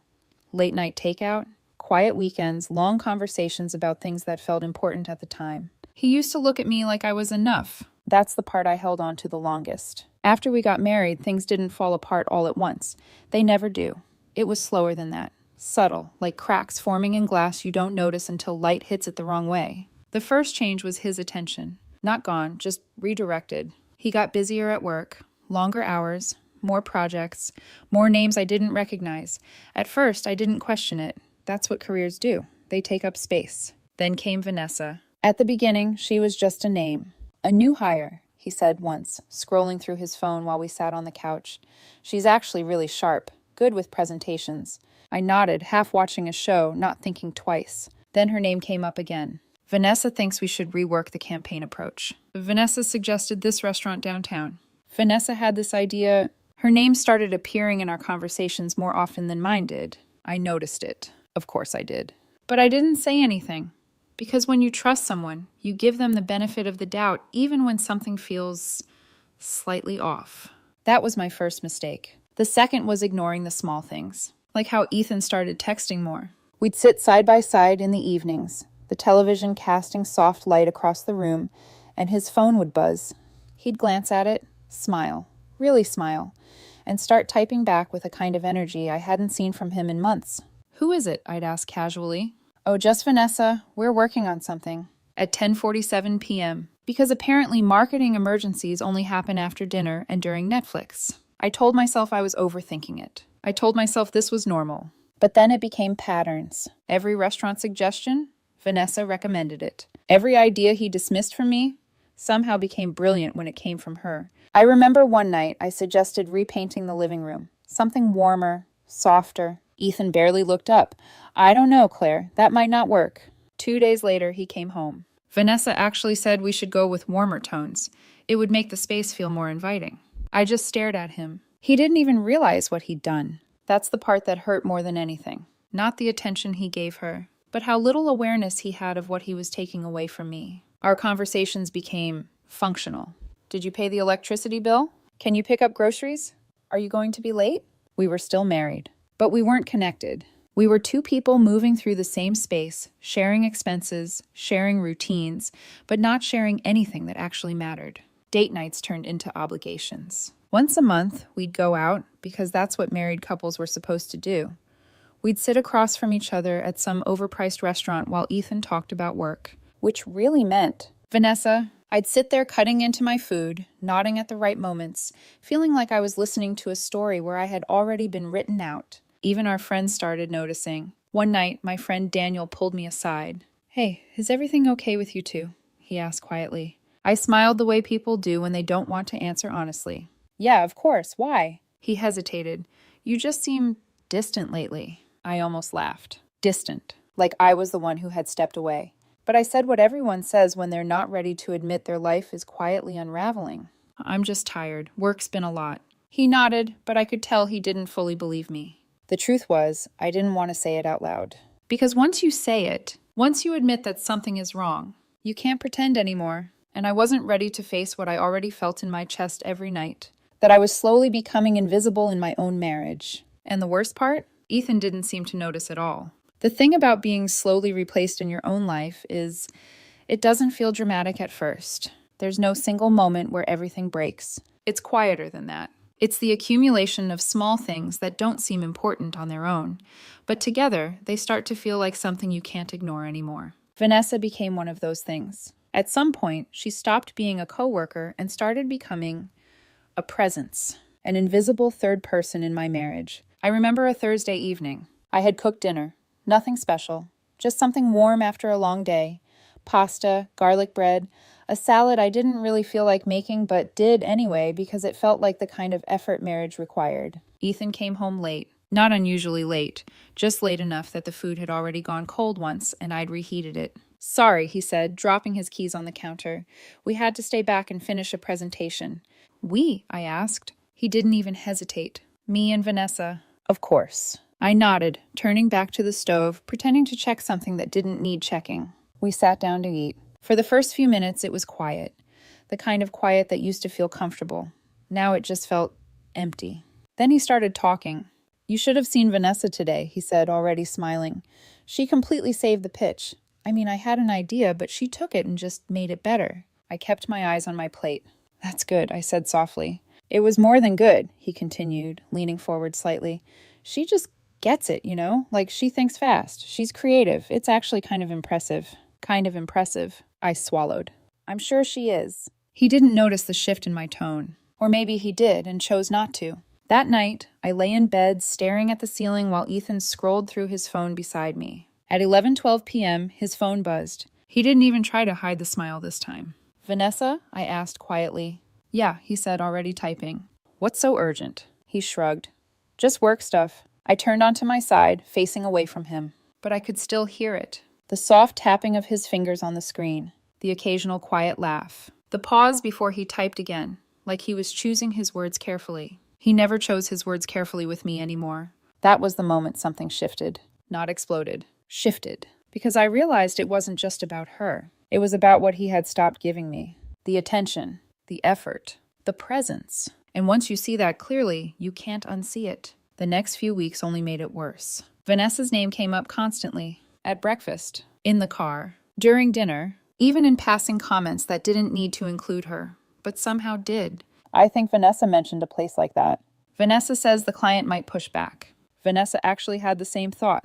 It got to the point where I started counting. Not out of pettiness. Out of disbelief. By Wednesday one week, I had counted 23 times. By Sunday, it had crossed 50. 50 times. Her name had been spoken in my home more than my own had been. I remember standing in the kitchen one afternoon, watching him talk about her again, and feeling something settle deep in my chest. Not anger, not yet. Something colder. Something quieter. Realization. There was also the way he compared us. Not directly. Ethan wasn't cruel in that obvious way. He didn't say, she's better than you. He didn't need to. It showed in how quickly he dismissed my ideas. How slowly he responded when I spoke. How engaged he became when he talked about her. One evening, I suggested we plan something for our upcoming anniversary. Maybe we could go somewhere quiet, I said. Just the two of us. Get away for a few days. He barely looked up from his phone. I don't know, Claire. That sounds kind of boring. There it was again. That word. Boring. The same word he had used at the wedding. The same word that had turned into laughter in a room full of strangers. I stood there for a second longer than necessary. Right, I said finally. Maybe we can do something more fun, he added absently. Vanessa mentioned this resort. I didn't hear the rest. Because in that moment, something inside me went completely still. Not broken, not shattered. Just quiet. Like a part of me had stopped trying. And once that happens, once you stop trying to hold something together, you start noticing how little the other person is doing to keep it from falling apart. The house felt different after that. Not physically, but emotionally. Like every room carried an echo of something that used to exist and didn't anymore. I'd come home and find him on the couch, smiling at his phone. Good day, I'd ask. Yeah, fine, he'd say without looking up. But when his phone buzzed again, immediate attention. Immediate response. Immediate energy. I started sleeping closer to the edge of the bed, not consciously, just naturally. Like my body was adjusting to the space he was no longer filling. And the worst part? He still acted like everything was normal. Like we were fine. Like I wasn't slowly disappearing right in front of him. But deep down, I knew something he didn't. Or maybe something he refused to admit. When someone becomes that comfortable disrespecting you, they've already left. They just haven't packed their things yet. I wish I could say I didn't see it coming. That the moment everything finally broke caught me completely off guard. But the truth is, I had been standing at the edge of that moment for weeks, maybe months, pretending I didn't recognize it. The wedding just gave it a stage. The real breaking point came a week later, our 6th anniversary. Despite everything, every late-night text, every quiet dismissal, every time Vanessa's name replaced mine in a conversation, I still tried. Not out of denial. Out of hope. The kind that lingers even when it shouldn't. I had planned something simple. Not flashy, not expensive, just intentional. A cabin in the mountains, 3 hours north. I found it after scrolling through listings for hours late one night while Ethan slept beside me, his phone still in his hand. It was beautiful in a quiet way. Stone fireplace, floor-to-ceiling windows overlooking a lake, a wooden deck with a small hot tub, trails nearby, a winery just 15 minutes away. The kind of place where people went to remember why they chose each other in the first place. I booked it. Non-refundable. I printed out photos, put together a small folder with the details, even bought a bottle of his favorite wine. That evening, I set everything on the kitchen counter and waited for him to come home. When he walked in, I smiled. Hey, I said gently, I've been thinking about our anniversary. He barely looked up as he loosened his tie. I found this place, I continued, sliding the folder toward him. It's a cabin upstate. Fireplace, lake view. We could just disconnect for a few days, just us. He flipped through the pages. 8 seconds. Maybe less. A cabin, he said, his nose wrinkling slightly. Claire, that's so isolated. I felt something tighten in my chest. That's kind of the point, I said softly. No distractions, just time together. He gave a short laugh, not unkind, but not kind either. What would we even do there? I held his gaze. Talk, relax, be together. He set the folder down like it didn't belong to him. It just sounds kind of boring. There it was again. That word. This time it didn't echo. It landed. Heavy. Final. I thought maybe we could reconnect, I said, my voice quieter now. Claire, he exhaled, already reaching for his phone. I don't know. It's just not really my thing. Conversation over? Just like that. The next day, he came home different. Lighter, energized, excited. I was talking to Vanessa about our anniversary, he said, and my stomach dropped so fast it felt physical. He pulled out his phone, already scrolling. She told me about this beach resort she went to last year. You have to see this place. He turned the screen toward me. White sand beaches, infinity pools, oceanfront restaurants. Everything polished, curated, expensive. Look at it, Claire, he said. It's incredible. I stared at the screen. It looks expensive. It is, he admitted, smiling. But Vanessa said it's worth every penny. The sunsets, the food, the atmosphere. There's so much to do. We wouldn't be bored. Bored. Again. Ethan, I said slowly, I already booked the cabin. It's non-refundable. He waved his hand like I had mentioned something trivial. We can eat the cost. This is way better. My fingers curled slightly at my sides. I don't care what Vanessa thinks, I said, more firmly now. This is our anniversary, not hers. He looked at me like I had just said something unreasonable. Why are you being difficult? Difficult. I'm not being difficult, I replied, my voice steady, despite the pressure building in my chest. I planned something for us. Well, her idea is better, he said flatly. We argued. Not loudly, but intensely. 20 minutes of going in circles, of me trying to explain something he wasn't even trying to hear. In the end, it didn't matter. Because that night, while I sat on the couch staring at nothing, Ethan booked the resort. Just like that. Like my effort, my planning, my intention had never existed. A week later, we were on a plane. The resort was exactly what I expected. Beautiful. Expensive. Crowded. And somehow, completely empty at the same time. Ethan loved it. He spent the entire trip taking photos. Of the ocean. Of the drinks. Of himself. Of everything except us. Every picture was sent to Vanessa. Not his mother. Not his sister. Vanessa. I watched him one afternoon, sitting by the pool, his phone in his hand, smiling down at it. What's so funny, I asked. He didn't even look up. Just something Vanessa said. Of course. That night, we sat at a beachfront restaurant. Candles flickering. Waves in the background. The kind of setting people imagined when they thought of romance. He talked about work, which meant her. I sat there, cutting into my food, feeling like I was watching someone else's life. Like I had somehow become a guest in my own marriage. By the third day, I stopped trying. I stopped asking questions. Stopped suggesting things. Stopped pretending this trip meant anything. On the last morning, I stood on the balcony alone, watching the sun rise over the ocean. It should have been beautiful. Instead, it felt like confirmation. This wasn't something I could fix. It wasn't something I had broken. It was something that had already ended. Ethan just hadn't said it out loud. And I finally understood something with absolute clarity. You don't lose someone in a single moment. You lose them slowly. Until one day, you realize they've been gone for a long time. Something in me changed after that trip. Not loudly. Not in a way anyone else would notice. But internally, everything shifted. It wasn't anger. Anger is loud, emotional, unstable. This was something else. Something quieter, colder. Clarity. I remember the first night we got back. Ethan dropped his suitcase by the door, kicked off his shoes, and went straight to the couch. His phone was already in his hand before he even sat down. Of course it was. I stood there for a moment, still holding my own bag, watching him, like I was observing someone I didn't fully recognize anymore. How was your trip? I asked, setting my suitcase down. He shrugged, not looking up. It was good. Relaxing. Relaxing. I almost smiled at that. 4 days of watching my husband emotionally invest in another woman while sitting beside me, and his summary was relaxing. That's good, I said quietly. He didn't ask me the same question. Didn't even think to. I went upstairs, unpacked slowly, folding clothes that still smelled like ocean air, and something else I couldn't quite name. Disappointment, maybe. Or acceptance. That night, we got into bed like we always did. Same positions, same routine. But something was different. I didn't reach for him.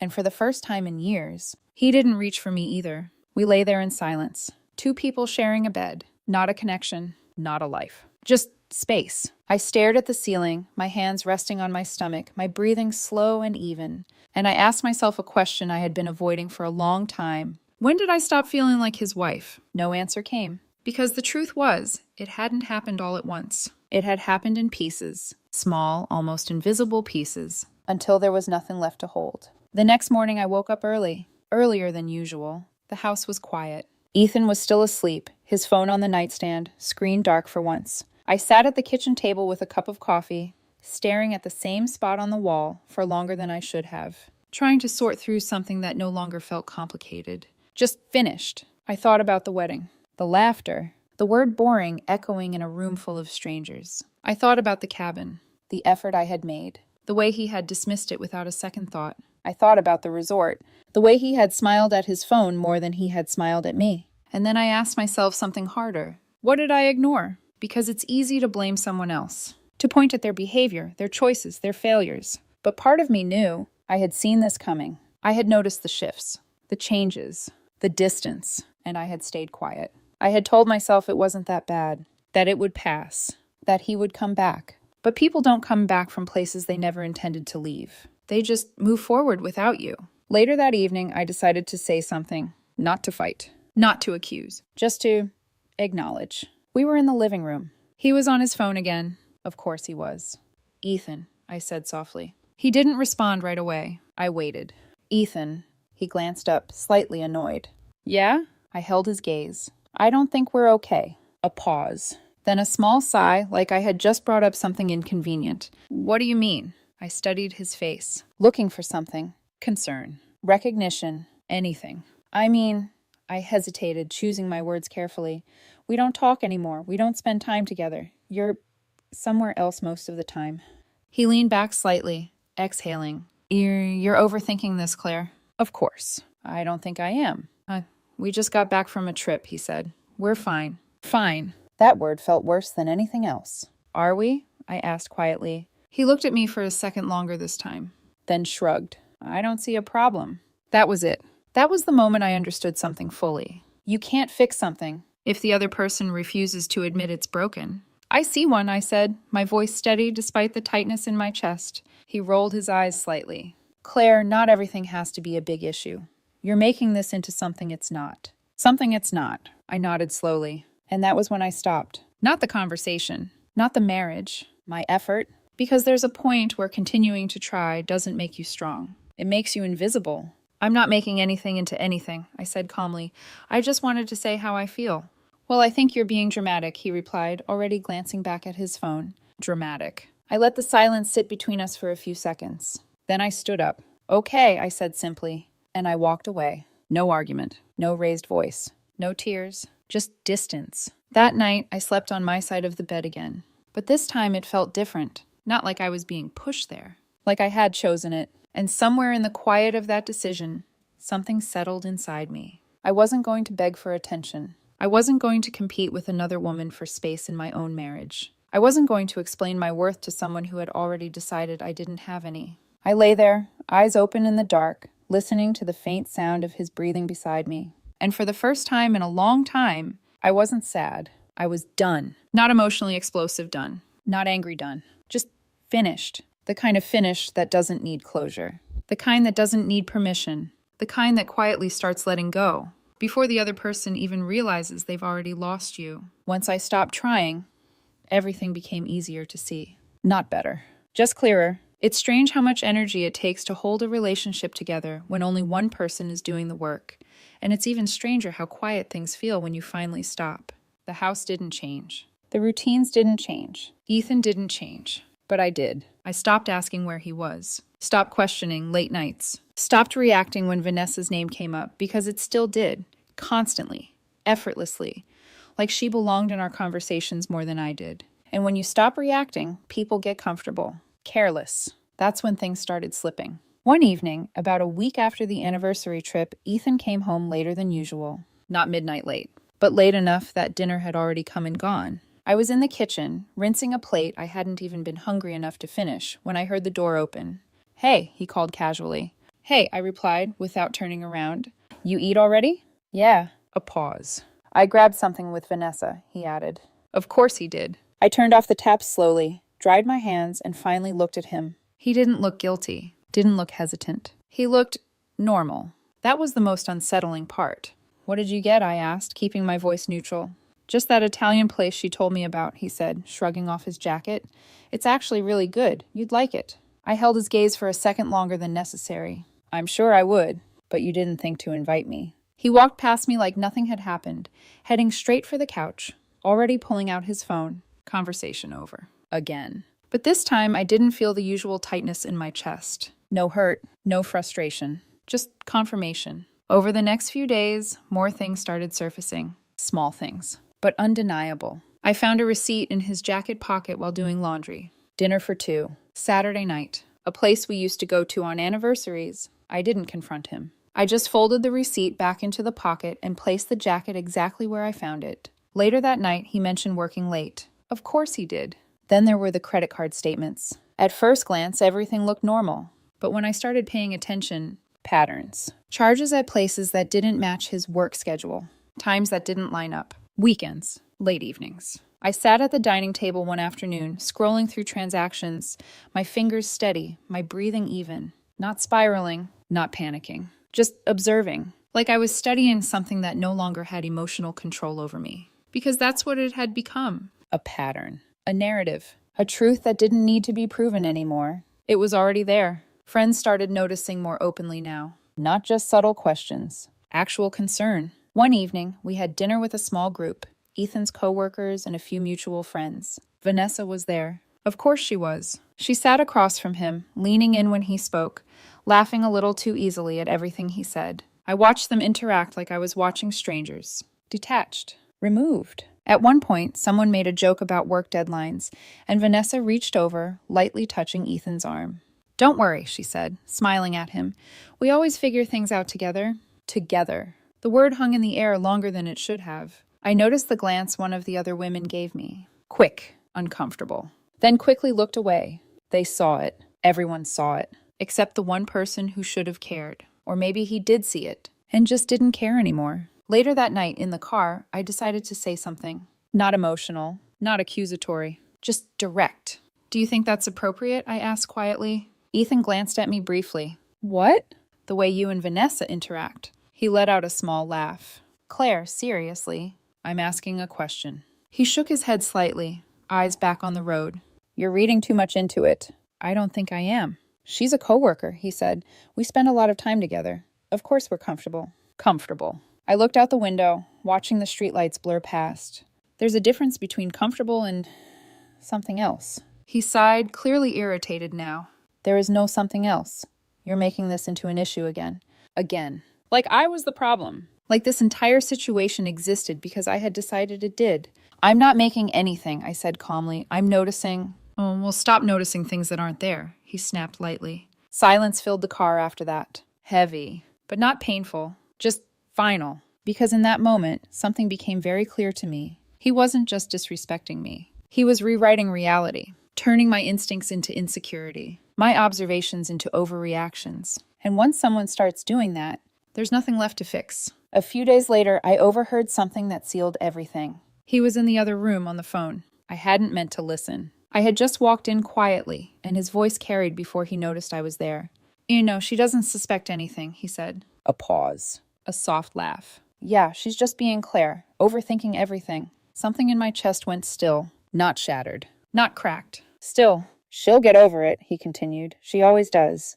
I stepped back before he could see me. Quiet. Invisible. Exactly what he thought I was. I went upstairs, sat on the edge of the bed, and stared at my hands for a long time. He always does. That's what he thought of me. Predictable. Forgiving. Someone who would absorb whatever he did and still stay. I inhaled slowly, then exhaled. And in that quiet moment, something inside me locked into place. He wasn't going to stop. He wasn't going to change. And more importantly, he didn't think he had to. Which meant one thing. If anything was going to end, it wasn't going to be him who ended it. It was going to be me. The realization didn't break me. That's what surprised me the most. I always thought if my marriage ever truly fell apart, it would feel dramatic, loud, devastating in a way that left me unable to function.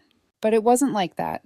It was quiet. So quiet it almost felt peaceful, which in a way made it worse. Because peace doesn't come from happiness. Sometimes it comes from giving up. The days after that phone call blurred together. Not because I wasn't paying attention, but because nothing felt worth reacting to anymore. Ethan came home late. I didn't ask why. He smiled at his phone. I didn't look. He mentioned Vanessa. I didn't respond. At first, I think he noticed the difference. The silence. The lack of questions. The absence of tension. But instead of concern, he seemed relieved, like the problem had solved itself. Like I had finally stopped being difficult, and that was when it hit me fully. He didn't want me to fight for us. He wanted me to stop noticing, to stop caring, to quietly accept whatever version of the relationship he was offering. I remember one night, sitting alone in the living room. The lights were off except for the soft glow from the kitchen. Ethan was upstairs, on the phone. Again. I could hear faint laughter through the ceiling.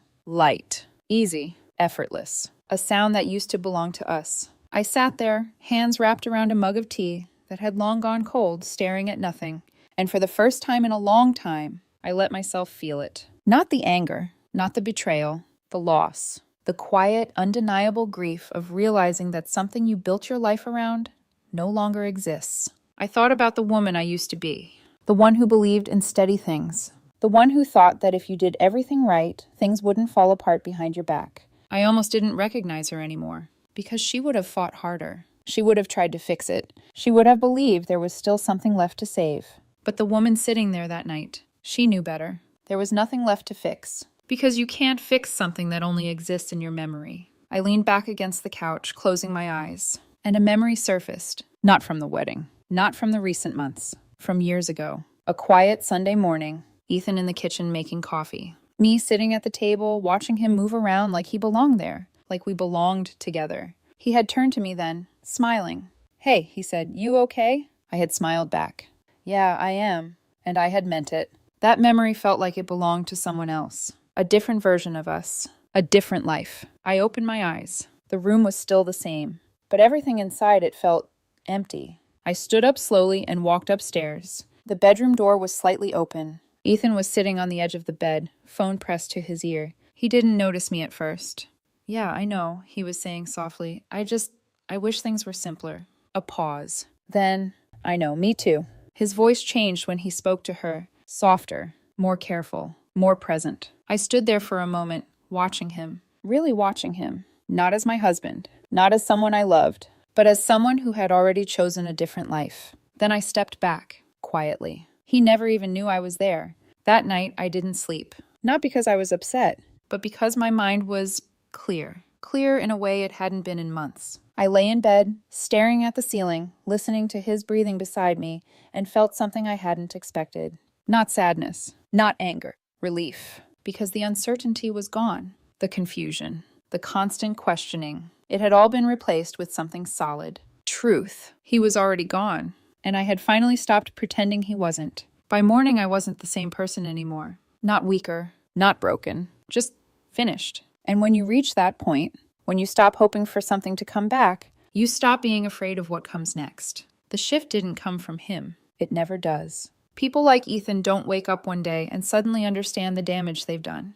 They don't suddenly become honest. They don't suddenly choose you again. The shift came from me, and strangely, from someone who wasn't even part of my life. 3 days after that night, I got a message. It was a Wednesday afternoon. I was at work, sitting at my desk, staring at a spreadsheet I hadn't really processed in the last 10 minutes. My phone buzzed. Unknown number. I almost ignored it. Almost. But something, instinct maybe, made me open it. "Hi, is this Claire?" I stared at the message for a second before replying. "Yes, who is this?" There was a pause. Then, "My name is Olivia. I think we need to talk. It's about Ethan." My stomach didn't drop. My heart didn't race. If anything, I felt steady, like I had been expecting something like this. "What about him?" I typed. Another pause. Then the message came through. "I'm Vanessa's friend. And I didn't know if I should say anything, but I think you deserve to know the truth." Truth. I leaned back slightly in my chair, my fingers hovering over the screen. "I'm listening." The response came faster this time. They've been seeing each other, not just at work, outside, for months. Months." I closed my eyes briefly. Not because it shocked me, because it confirmed everything. "They say it's just emotional," Olivia continued. "But it's not. I've seen them. They go out together. They act like a couple." I exhaled slowly. Still calm. Still steady. "Why are you telling me this?" I asked. A longer pause this time. Then, Because Vanessa isn't the only one involved. Ethan is too. And there's someone else you should know about. My fingers tightened slightly around the phone. What do you mean? Vanessa has a boyfriend. His name is Daniel. They've been together for years. He doesn't know either. That was the moment something shifted. Not emotionally, strategically. Because suddenly, this wasn't just something happening to me. It was something bigger, messier, and more importantly, it was something that could no longer stay hidden. Do you have proof? I asked. Yes. 2 messages came through immediately after. Photos. Blurry, taken from a distance, but clear enough. Ethan and Vanessa sitting close together at a restaurant.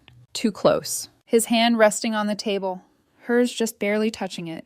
Another one. Outside a bar, her hand on his arm. His body angled toward hers in a way that wasn't accidental. I stared at the screen. Not hurt. Not anymore. Just focused. Thank you, I typed. Olivia responded almost immediately.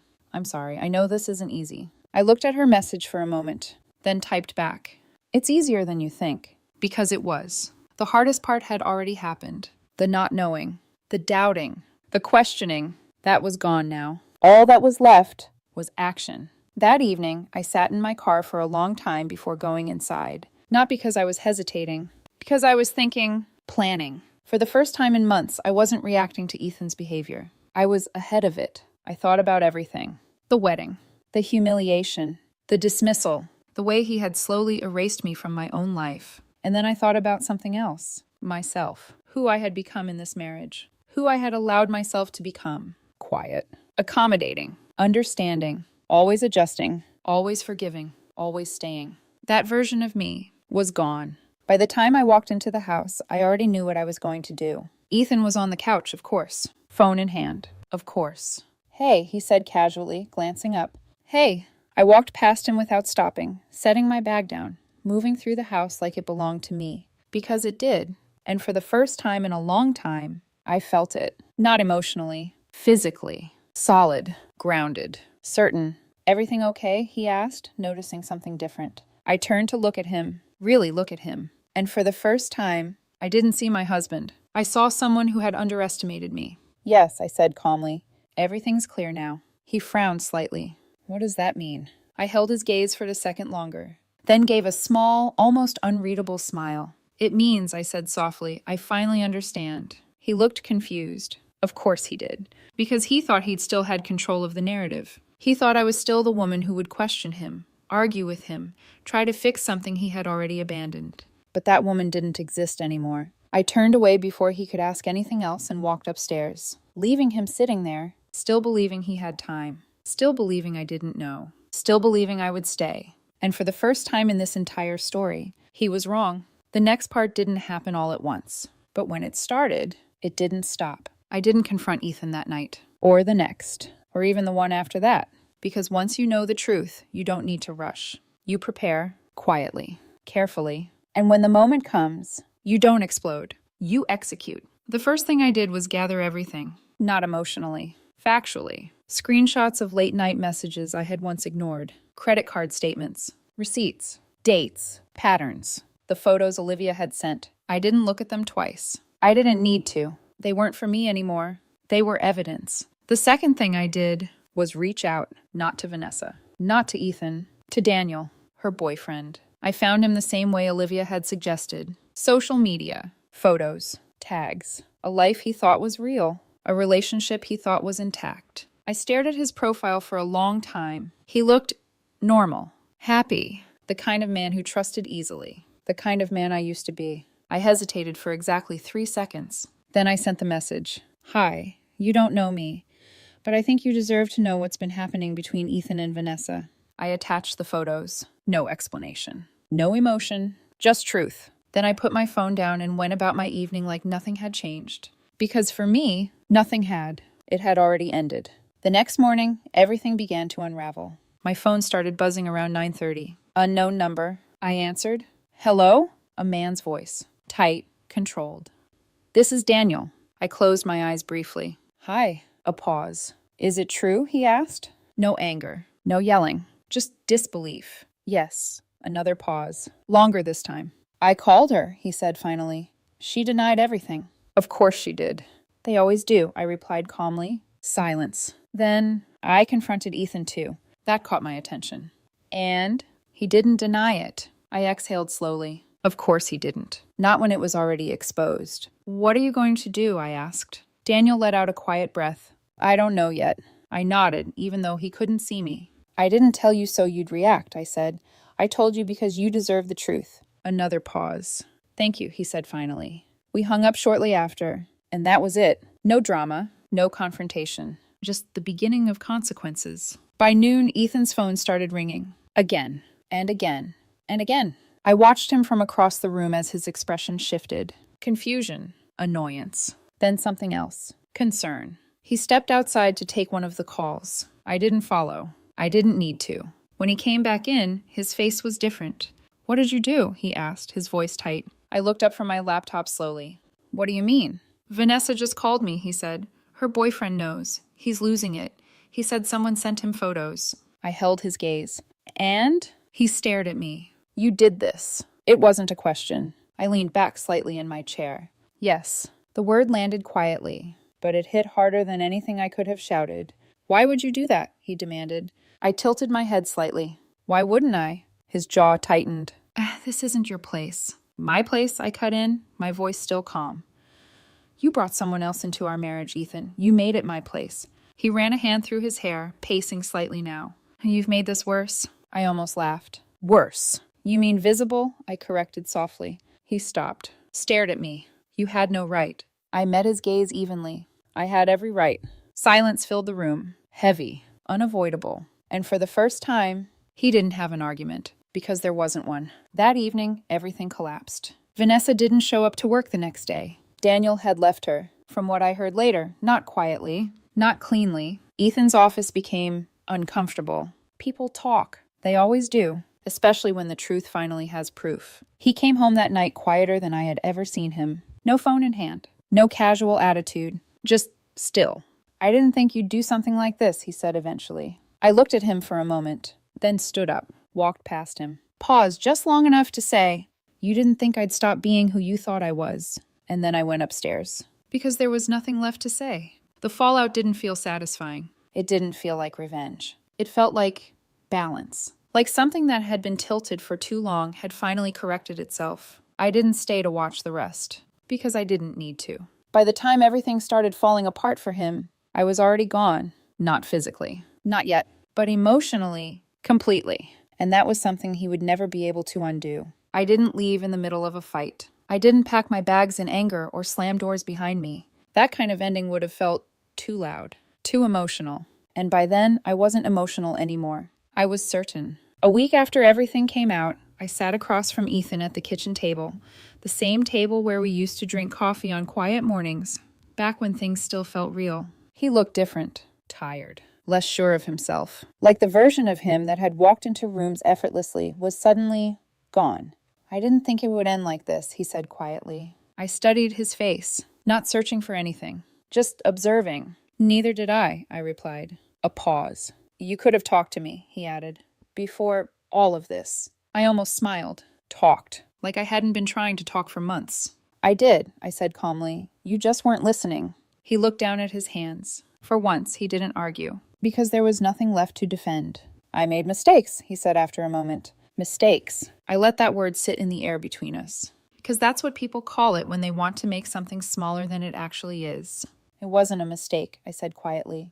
It was a choice, repeatedly. He didn't respond. I reached into my bag and placed the envelope on the table. Divorce papers. Signed. Final. His eyes flickered to them, then back to me. You're really doing this? It wasn't a question. I nodded. Yes. Silence stretched between us. Long. Heavy. But not painful. Just over. I didn't think you'd walk away, he admitted softly. That was the most honest thing he had said in months. I know, I replied, because that was the truth. He had never thought I would leave. Not really. He thought I would adjust. Forgive. Stay. He thought I would continue being the version of myself that made his life comfortable. Predictable. Easy. He thought wrong. I hope you find what you're looking for, he said eventually. I stood up. Not rushing. Not hesitating. I already did, I answered. Then I walked out. No tears. No looking back. Just forward. The divorce was quiet. Clean. No dramatic courtroom scenes. No long battles. Because when you have truth on your side, you don't need to fight that hard. 6 months later, I was standing in my new apartment. Small, simple, but mine. Morning light poured through the windows, soft and steady, filling the space in a way that felt peaceful. I stood there with a cup of coffee in my hands, watching the city wake up below me. No noise, no tension, no waiting for a message that would never come. Just silence. And for the first time in a long time, silence felt like freedom. People ask me sometimes if I regret it, if I ever miss him, if I wish I had tried harder. I always give the same answer. No, because I didn't lose him in the end. I lost him long before I walked away. The only difference is I finally chose to stop pretending he was still there. I've learned something since then. Something I wish I had understood sooner. Love isn't proven by how much you're willing to tolerate. It's proven by how much you're willing to walk away from when it stops respecting you. Being called boring used to hurt. It used to feel like a flaw, like something I needed to fix. But now, I understand it differently. If boring means peace, if boring means honesty, if boring means waking up every day without doubt, without betrayal, without having to question your place in someone's life, then boring isn't something to be ashamed of. It's something to protect. I lifted my coffee slightly, watching the light shift across the room. Too boring, I said softly. And this time, I meant it. To be completely honest, I don't even know where to start when it comes to explaining this complete train wreck. I've been in a relationship with Ethan for more than 2 years now, and I truly believed we had built something real, something steady, something worth protecting. We moved in together 6 months ago, split the bills, shared the same bed, the same routines, the same quiet moments that are supposed to mean something when you love someone. But lately, it feels like I'm not dating one man. It feels like I'm somehow in a relationship with 5 different people at once, and somehow I'm still the one who matters the least. Ethan has this friend group, tight doesn't even begin to describe it. They move like a unit, breathe like one organism. Qley, Adrian, Tasha, and Finn. They call themselves the squad without a hint of irony. At first, I thought it was sweet. The constant messages, the shared plans, the way they showed up for each other. I admired it. I really did. Until I started realizing there was no space left for me. The moment it truly hit me, like something cracking clean through my chest, was last weekend. Our 2-year anniversary was coming up. I had planned everything carefully. Not extravagant, not flashy, just meaningful. The same restaurant where we had our first real date. Tickets to a show he'd been talking about for weeks. I wanted it to feel like us. I sat next to him on the couch, watching the soft glow of his phone reflect in his eyes as he scrolled through his friends' posts. "Hey," I said quietly. "I planned something really special for our anniversary next Saturday." He barely looked up, and then his face changed. Not surprise, not curiosity. Something closer to inconvenience. "Oh," he said, almost casually. "That's the same night as Tasha's birthday pregame. I can't skip that." I remember the exact moment my stomach dropped. Not dramatically, not loudly, just quietly. Like something inside me understood before I was ready to admit it. I tried to reason with him. Calm, careful. "What if they move it? Friday or Sunday?" He was already shaking his head. "You don't get it," he said. "That's the only night everyone's free." And then he started listing them off. Adrian's schedule, Chloe's job, Finn's breakup. Each name lit him up a little more. Each reason pushed me a little further out. "But it's our anniversary," I whispered. He leaned back, arms crossed, eyes sharp now. "Love can wait," he said. "Friendship doesn't." That sentence didn't just hurt. It rearranged something inside me. Because in that moment, I realized something I hadn't been willing to see for 2 years. I wasn't his partner. I was just someone who existed around his real life. And the worst part? I think deep down he had already decided what would happen to us, long before I found the courage to ask the question. My name is Emma Carter. I'm 31 years old, and until recently, I was the kind of woman who believed that if 2 people chose each other every day, love could survive almost anything. I work in healthcare administration for a private clinic just outside the city. My life has never been flashy. I like structure. I like calendars, grocery lists, clean countertops, and the quiet comfort of knowing where I'm supposed to be and who I'm supposed to be with. Maybe that sounds boring to some people. To me, it always felt safe. I met Ethan a little over 2 years ago at a mutual friend's birthday dinner. He was funny without trying too hard, warm in that easy way that makes people lean toward him before they even realize they're doing it. He had this relaxed confidence that didn't feel arrogant. It felt familiar, comfortable.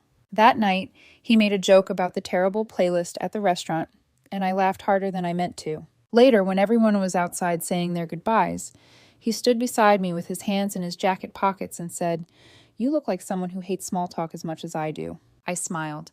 "Only when it's bad small talk." He grinned. "Then maybe I should ask you out somewhere with better material."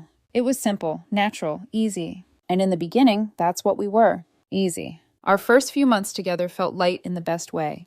We did late dinners, long drives, lazy Sundays, and those little conversations that somehow drift from nothing into everything. We talked about family, work, the things we wanted, the things we were afraid of. He told me he valued loyalty. He said he wanted something real, not casual, not half-hearted. I believed him because when he looked at me back then, it felt like he meant every word. The friend group was already there, of course. Qley was loud and polished, the kind of woman who could turn a grocery run into a performance. Adrian was the more grounded one, usually acting like the translator whenever the others got too dramatic. Tasha loved attention in a way she disguised as confidence. Finn had that restless energy of someone always orbiting some fresh chaos. Together, they moved through life like a private club with its own rules, language, and gravity. Ethan talked about them constantly. At first, I didn't mind. People should have friends. Healthy people do. And when I first met them, I really tried. I showed up to birthdays, rooftop drinks, game nights, last-minute brunches, themed parties I would never have chosen on my own. I laughed when I was supposed to laugh, smiled through inside jokes I didn't understand, brought wine, dessert, little hostess gifts. I told myself belonging takes time. Sometimes Qley would loop her arm through Ethan's and pull him away mid-conversation like I wasn't even standing there. Sometimes Tasha would say, "You'll get used to how we are," with this smile that sounded kind on the surface and dismissive underneath. Sometimes Finn would call Ethan at midnight over some crisis that somehow always required immediate group emotional support, and Ethan always went. Always. At first, I admired that loyalty in him. I told myself it meant he was dependable, that if he showed up like that for them, he would show up like that for me too, when it mattered. But the imbalance started in small ways. He'd cancel dinner because Qley was having a rough day. He'd show up late to plans with me because the group chat had exploded over some drama that apparently needed live analysis. He'd spend entire evenings on the couch beside me while mentally somewhere else, thumbs moving over his phone, smiling at messages I couldn't see. I remember one Friday night in particular. I had made dinner after a brutal week at work. Nothing dramatic, just pasta, candles, music low in the background. I wanted one peaceful night together. Halfway through eating, his phone buzzed. Tasha wanted everyone to meet at a bar because Finn was spiraling over some woman who had stopped texting him. Ethan looked at me with that familiar hesitation. "Do you mind if I go for just a little while?" I stared at him. "Right now?" He gave me an apologetic smile. "He's having a rough night." I wanted to say, "So am I." I'm sitting across from my boyfriend and still somehow eating dinner alone, but instead I nodded. That became a pattern. Not one huge betrayal at first, just 100 small abandonments that taught me exactly where I stood. The harder part was his family. His mother was polite to my face, but in that careful way that never quite felt warm.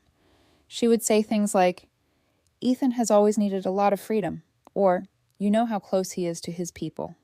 Always said gently, always framed like advice, but underneath it was a warning. Adjust to him. Do not expect too much. Do not ask to be chosen. And I did adjust, more than I should have. When we moved in together 6 months ago, I let myself believe it meant we were growing up, growing closer.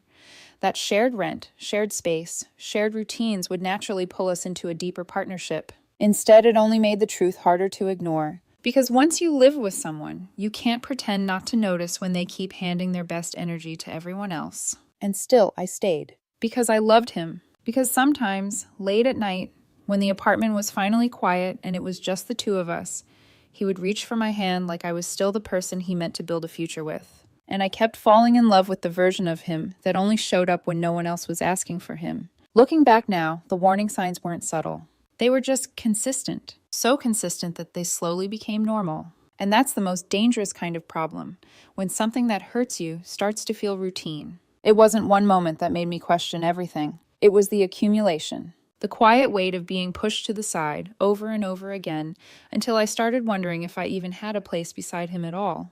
There were nights Ethan would come home late, not because of work, but because the squad had decided last minute to grab drinks or sit somewhere and dissect someone else's life for hours. He would walk in, smelling faintly of alcohol and laughter that I wasn't part of. "How was your night?" I'd ask. "Good," he'd say, dropping his keys, already scrolling through his phone again.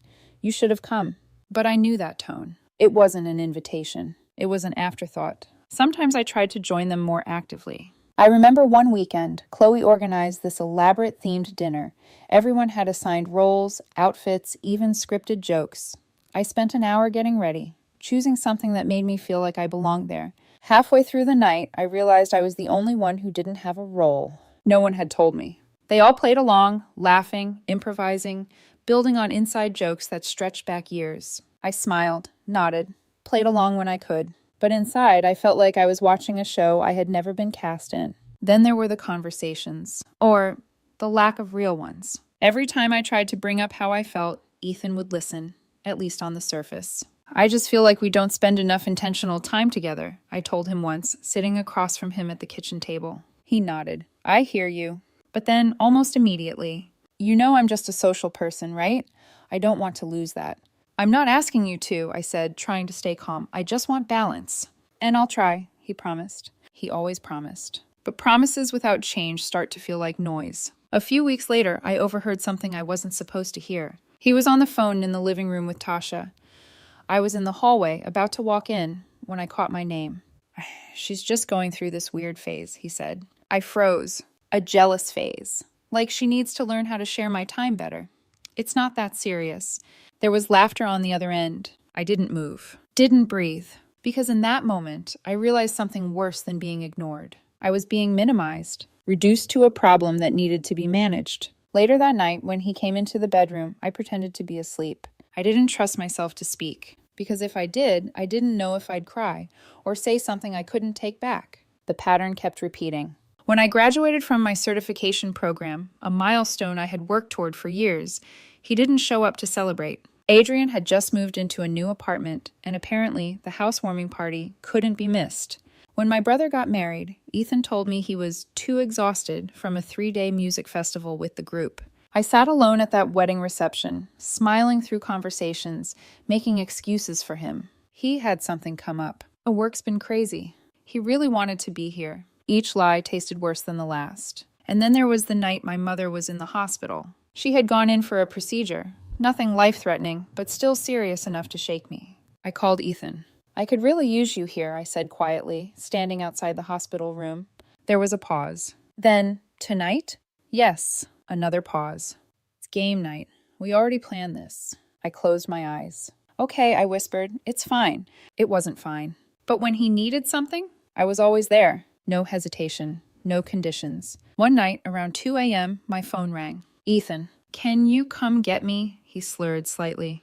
"Finn's too drunk to drive, and the Uber situation's a mess." I got out of bed immediately. Drove across town to some dimly lit bar I had never even heard of. When I arrived, he barely noticed me at first. He was laughing, arms slung around Finn, while Qley and Tasha took selfies under neon lights. I stood there for a moment, keys still in my hand, invisible. "Hey," he finally said, like I had just walked into a party, not come to rescue him. On the drive home, he spent the entire time talking about some drama between Qley and a guy they had met that night. He didn't ask how I was, didn't thank me, didn't even notice the silence filling the car. That was the night something inside me started to shift. Not dramatically, not all at once, but quietly. Because love doesn't disappear overnight. It erodes, piece by piece, moment by moment, until one day you realize you've been holding on to something that stopped holding you back a long time ago. And still, even then, I stayed. Because I kept hoping that if I just explained it the right way, if I just waited a little longer,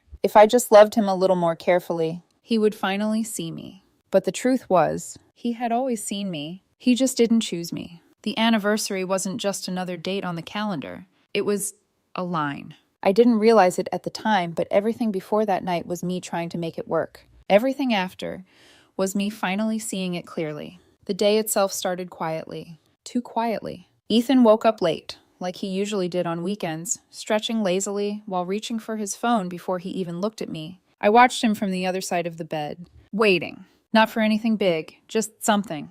"Hey," I said softly. "Happy anniversary." He glanced at me, distracted.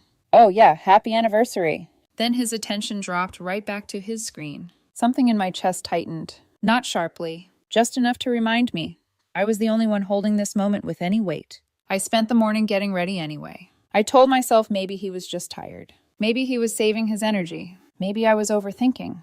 That word had become my shield. Overthinking. It was easier to blame myself than to accept what was actually happening. By early evening, I was dressed. Simple black dress. The one he once said made me look effortlessly beautiful. I curled my hair slightly. Not too much. Just enough to feel like I tried. He was still on the couch, scrolling. "Are you ready?" I asked, trying to keep my voice light. He didn't answer right away, just sighed. "I told you," he said finally. "I can't go tonight." There it was again, that quiet, dull drop inside me. "But I already made the reservation," I said. "It's in an hour." He rubbed his face like I was the one making things difficult. "Emma, we talked about this." "No," I said, more firmly now. "You told me. That's not the same thing." He sat up, tension already building in his shoulders. "It's Tasha's birthday. Everyone's going to be there." "And I'm not asking you to skip everything," I said. "Just one night for us." His expression hardened. "You're making this a bigger deal than it needs to be." I felt my fingers curl slightly at my sides. "A bigger deal?" I repeated quietly. "It's our anniversary." "And I told you why I can't move it," he snapped. "This is the only night that works for everyone." There it was again. Everyone. Always everyone. "What about what works for us?" I asked. He stood up now, pacing slightly, like he was trying to manage his patience. "You're not listening," he said. "This isn't just some random hangout. It matters." I let out a small, shaky breath. "And we don't?" He stopped, looked at me, and for a second I thought, maybe this is it. Maybe he'll finally understand. But then he said it. "Love can wait. Friendship doesn't." The room went completely still. I stared at him. Not because I didn't hear him, but because I did. And I needed to make sure I understood exactly what he meant. "So, I come after them?" I asked. He rolled his eyes slightly, like I was twisting his words. "That's not what I said." "It is," I whispered. "That's exactly what you said." He exhaled sharply, frustrated now. "They were in my life before you, Emma, and they'll still be here long after." That sentence didn't just hurt. It landed with certainty. Like something he believed so deeply, he didn't even realize how it sounded out loud. Long after. Not if something goes wrong. Not hopefully not. Just after. I felt something inside me. Shift. Not break. Not explode. Just settle into place. Because suddenly, everything made sense. The missed moments. The empty seats beside me. The nights I sat waiting while he chose something else. It wasn't confusion. It wasn't bad timing. It was priority. And I wasn't it. "I see," I said quietly. He ran a hand through his hair, clearly irritated that the conversation was still happening. "Look, I'll make it up to you," he said. "We can celebrate another night. Another night. Like what we had could just be rescheduled." I nodded slowly. Not because I agreed, but because something inside me had already started letting go. "Okay," I said. That caught him off guard. "Okay?" "Yeah," I replied, my voice calm in a way I didn't recognize. "Go. You should be where you want to be." For a second, he looked almost relieved. "Thank you," he said, grabbing his jacket. "I knew you'd understand." Understand. I watched him walk out the door. Didn't stop him. Didn't ask him to stay. The apartment went quiet. Too quiet. I stood there for a long time, staring at the space he had just left behind. My reflection faint in the dark window. My hands still slightly trembling. And that's when it hit me. Not the anger. Not the heartbreak. The clarity. I wasn't fighting to be loved. I was fighting to be chosen. And the man I loved had just made his decision. Without hesitation. Without doubt. Without me. That night I didn't cry. I sat at the table, still dressed for a dinner that would never happen, and opened my laptop. Apartment listings filled the screen. 1 bedroom. 20 minutes away. Affordable. The application sat there, waiting. And for the first time in a long time, I didn't feel confused. I felt certain. Because sometimes the loudest answer you'll ever get is the one someone gives you when they think you won't leave. And that was the night I realized I already had. I just hadn't physically walked out yet. But emotionally, I was gone. And I don't think he even noticed. Not then, not until it was too late. I didn't submit the application that night. Not immediately. I just sat there, still in that dress, still at the table, still staring at the glow of the screen like it was asking me a question I wasn't ready to answer. Because clarity doesn't erase love. It just makes it harder to ignore. I kept thinking about the past 2 years. Not in a dramatic movie-like montage. Just fragments, little moments. The way he used to look at me in the beginning. The way he reached for my hand without thinking. The way he said, "We're a team." And then I thought about everything that came after. And I asked myself a question I had been avoiding for a long time. At what point did I stop being part of that team? I leaned back in the chair, pressing my fingers against my temples. My chest felt tight, but not in a chaotic way. More like something was settling. Because the truth was, I had seen this coming. I just didn't want to admit it. I thought about every time I told myself I was overreacting. Every time I softened my words so he wouldn't feel attacked. Every time I chose patience over honesty because I was afraid of what honesty might cost me. What did I ignore? I whispered to myself. The answer came too easily. Everything. I ignored the canceled plans, the empty seats, the way his eyes always lit up more for them than for me. I ignored the feeling of being second. No, not second. Last. I let out a slow breath, my hands trembling slightly now. Why did I let it go this far? I asked quietly. And that question hurt more than anything he had said. Because the answer wasn't about him. It was about me. I loved him. And somewhere along the way, I started loving him more than I respected myself. The realization hit deeper than I expected. I stood up slowly, walking to the mirror near the hallway. The woman staring back at me looked composed. Too composed. Like she had been holding herself together for so long, she forgot what it felt like to fall apart. You deserve better than this, I said softly. My voice didn't shake, but my eyes did. For a moment, I almost laughed. Not because anything was funny, but because of how simple the truth sounded once I finally said it out loud. Deserve. It was a word I hadn't allowed myself to use. Because if I admitted I deserved more, then I would have to admit I was staying for less. I turned away from the mirror and walked back to the table. The laptop was still open, the application still waiting. My fingers hovered over the keyboard. And then I stopped. Because there was one more thing I needed to do. Not for him. For me, I grabbed my phone. It took me a few seconds to find his contact. Not because it was buried, but because my hand suddenly felt heavier. I pressed call. It rang twice before he picked up. Hey, he said, slightly out of breath. Music and voices filled the background. What's up? I closed my eyes for a second, grounding myself. I just wanted to talk, I said. There was a pause. Not long. Just enough to tell me I wasn't his priority even in that moment. Can it wait? He asked. We just got here. Of course you did. It won't take long, I replied. Another pause. Okay, what is it? I swallowed, choosing my words carefully. I'm not asking you to leave, I said. I just need you to hear me. Emma. No, I cut in gently. Please, just listen. Silence on the other end. I feel like I don't matter to you, I said quietly. The words landed differently now. Not emotional, not desperate, just honest. That's not true, he replied quickly. Then why do I feel this way? I asked. He exhaled, already frustrated. You're overthinking again. I almost smiled. There it was. The same response. The same dismissal. I'm not overthinking, I said. I'm reacting to what you've been showing me. Emma, come on, he said. You know I love you. Love. I let that word sit between us for a second. Then why does it feel like I have to compete with your friends just to spend time with you? I asked. He didn't answer right away. I'm not competing, he said finally. You're just asking for too much. Too much. One night. One dinner. One moment of being chosen. Too much. I nodded slowly, even though he couldn't see me. Okay, I said. That word again. It felt different this time. Final. What does that mean? He asked. It means I understand now, I replied. Understand what? I took a deep breath. That I've been asking for something you don't want to give. Emma, that's not...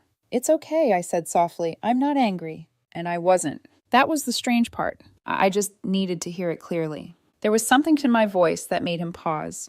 Are you okay? He asked, a hint of uncertainty creeping in. I looked back at the laptop, at the application, at the version of my life that was still waiting for me to choose it. Yeah, I said quietly. For the first time in a long time. I think I am. We ended the call shortly after. No resolution. No big emotional moment. Just silence. I placed my phone down gently. And this time, I didn't hesitate. I filled out the application. Name, income, employment. Each box felt like a step, not away from him, but back toward myself. When I finally hit submit, I sat there for a moment, staring at the confirmation message, waiting for something. Regret. Fear. But it didn't come. Instead, I felt something I hadn't felt in a very long time. Relief. Not because I had stopped loving him, but because I had finally stopped abandoning myself. And sometimes, that's the hardest decision you'll ever make. Choosing yourself, even when your heart is still trying to hold on to someone else. The approval came faster than I expected. 48 hours. I stared at the email for a long time before opening it. Like somehow, if I delayed it, I could delay everything that came after. But when I finally clicked it open, application approved. Just 2 words. Simple, final. It didn't feel like excitement. It felt like confirmation. Like the universe quietly saying, you already know what you need to do. I didn't tell Ethan. Not right away. Not because I was trying to be secretive, but because, for once, I wanted to do something without asking for permission, without negotiating my own needs. So I started small. A few clothes into a suitcase when he wasn't home. Some books into a box. Personal things first. The things that made the apartment feel like mine. It was easier than I expected, because Ethan was rarely there. Most evenings he was out with them. Qley's rooftop plans, Finn's emergencies, Tasha's endless social events, Adrian's gatherings. The apartment became quiet. Not lonely, just empty of him. And the strangest part? I didn't miss him the way I thought I would. I missed the idea of him. But the reality? I had already been living without it. By the 3rd day, nearly half my things were gone. By the 5th, almost everything that mattered. It was Thursday night when he finally noticed. He came home late, past midnight. I heard the door open while I was in the bedroom, folding the last of my clothes into a suitcase. Then, Emma. His voice carried through the apartment. Confused, then sharper. Emma, what the hell is going on? I took a slow breath, closed the suitcase, and walked out. He was standing in the living room, turning in circles like he couldn't process what he was seeing. My desk was gone, my bookshelves empty. The small things, the ones he never paid attention to, missing. His eyes landed on me. Why is your stuff gone? He asked, his voice rising slightly. I didn't answer right away. Instead, I reached for the folded paper on the kitchen counter. The letter I had written earlier that day. Carefully, honestly, I handed it to him. He frowned, unfolding it. The silence stretched as his eyes moved across the page. Once. Quickly. Then again, slower. I watched the moment it hit him. The shift. Wait, he said, looking up. Are you moving out? There was something in his voice now. Not anger. Fear. Yes, I said. The word didn't shake. It surprised both of us. He stared at me like I had just said something impossible.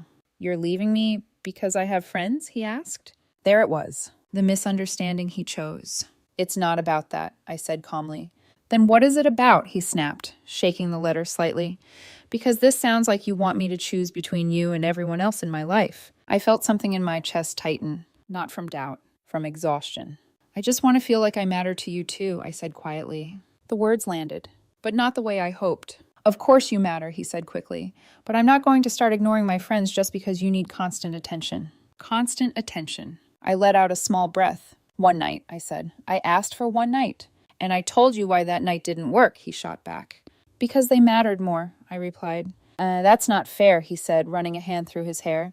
You're twisting everything. I looked at him. Really looked at him. And for the first time, I saw it clearly. He didn't understand. Not because he couldn't, because he didn't want to. I'm not asking you to drop them, I said. I'm asking you to include me, to make space for us. I do include you, he insisted. No, I said softly.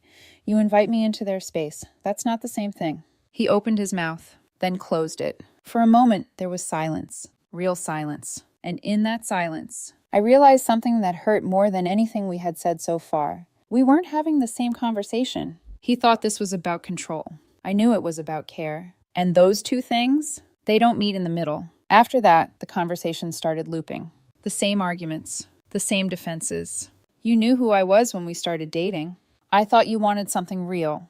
I do want something real. Then why does it feel like I'm alone in it? Back and forth, round and round, until finally, I lifted my hand slightly.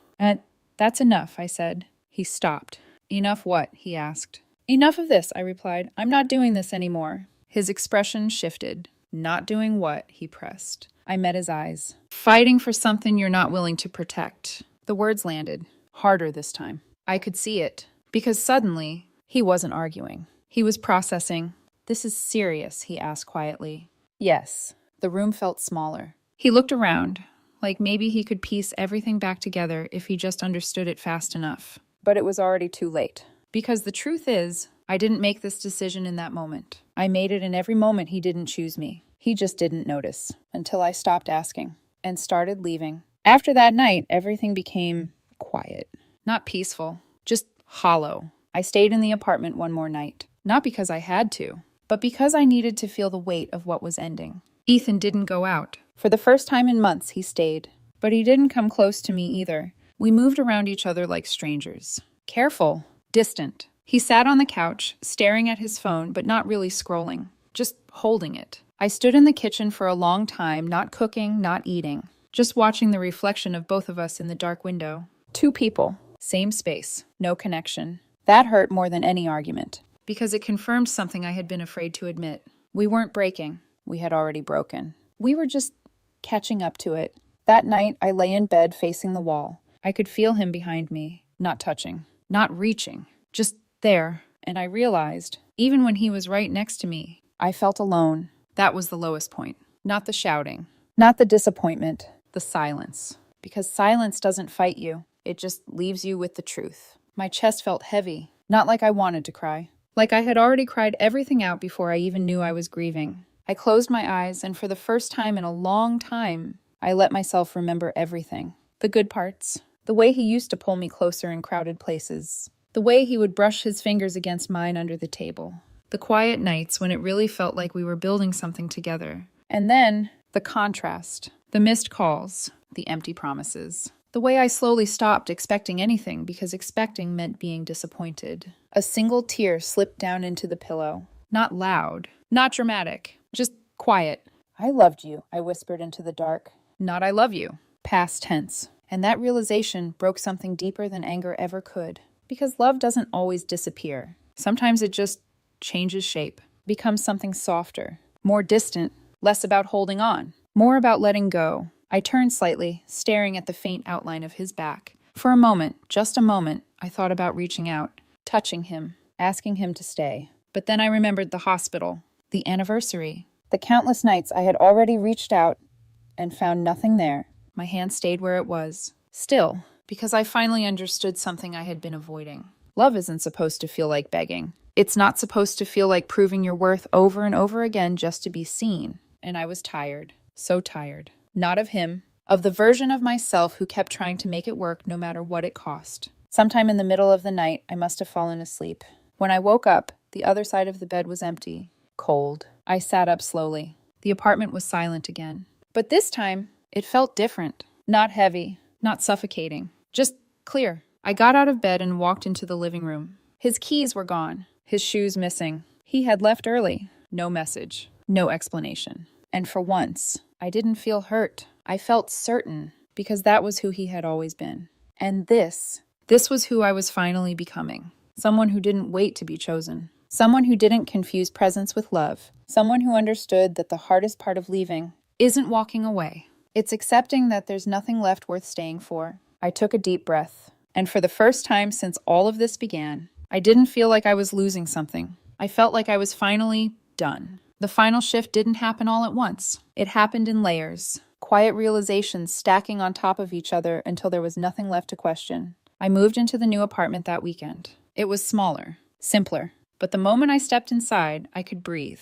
No noise from his phone. No background presence of people I was never really part of. Just space. I spent the first evening sitting on the floor, surrounded by half-unpacked boxes, eating takeout straight from the container. No candles. No music. And somehow, it felt more peaceful than anything I had experienced in months. That should have told me everything. The next few days passed quietly. I went to work, came home, unpacked a little more each night, and slowly, I started to feel like myself again. Then the messages started. At first, it was just Ethan. Calls. Texts. Long paragraphs about how we needed to talk this through like adults. I didn't answer. Not because I was trying to punish him, but because I had already said everything I needed to say. Then his world followed. Qley messaged me first. A long, carefully written text about how Emma is devastated and how I had blindsided her. Emma. For a second, I just stared at the name. They didn't even know who I was. I wasn't a person to them. I was a role.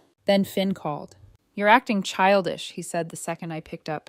"You can't just disappear like this." Disappear. Like I hadn't been invisible for 2 years. Adrian tried to play neutral. "Maybe we should all sit down together," he suggested. "Clear the air as a group."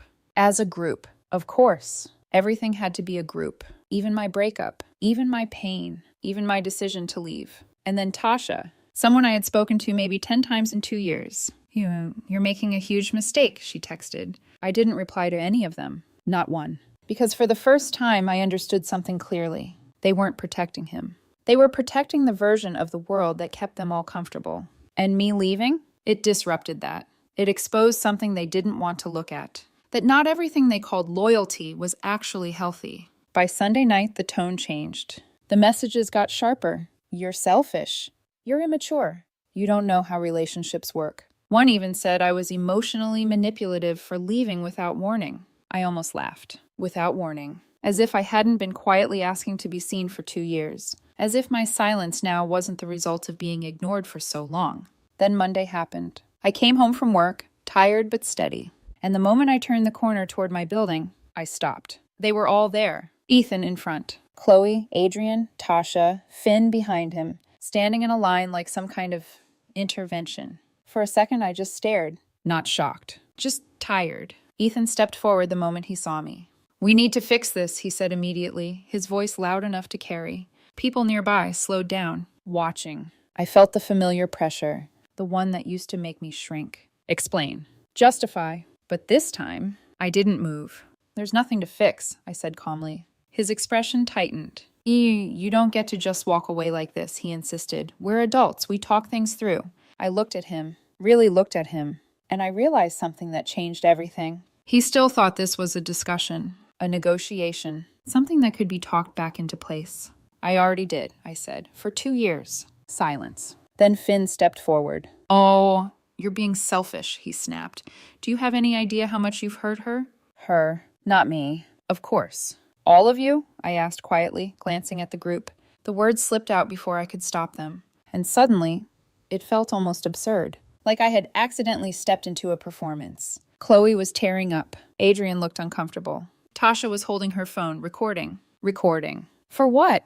Evidence? Entertainment? I didn't care. Because in that moment, everything became clear. Not just about Ethan. About all of them. The codependency. The lack of boundaries. The way individuality disappeared the moment someone stepped out of line. And me? I had been trying to fit into something that was never built to hold me. I took a slow breath. "You have 30 seconds to leave," I said evenly. They blinked, like they weren't sure they heard me correctly. "If you're still here after that," I continued, "I'm calling building security." Ethan stared at me. "You're serious?" he asked. Yes, that was it. No emotion, no hesitation. Just truth. They didn't move at first. Still talking. Still trying to pull me back into the same cycle. So I turned around, walked inside, and made the call. Minutes later, security escorted them off the property. I stood behind the glass doors, watching as they were forced to leave. Ethan turned once, looked back at me, and for the first time, he looked like he didn't recognize me. Good, because I didn't recognize the woman I used to be either, and that was the moment it became real. Not the breakup, not the moving out. This, standing there, calm, unshaken, untouched by the noise that used to control me. That was the moment I understood. I wasn't losing anything. I was reclaiming everything I had given away.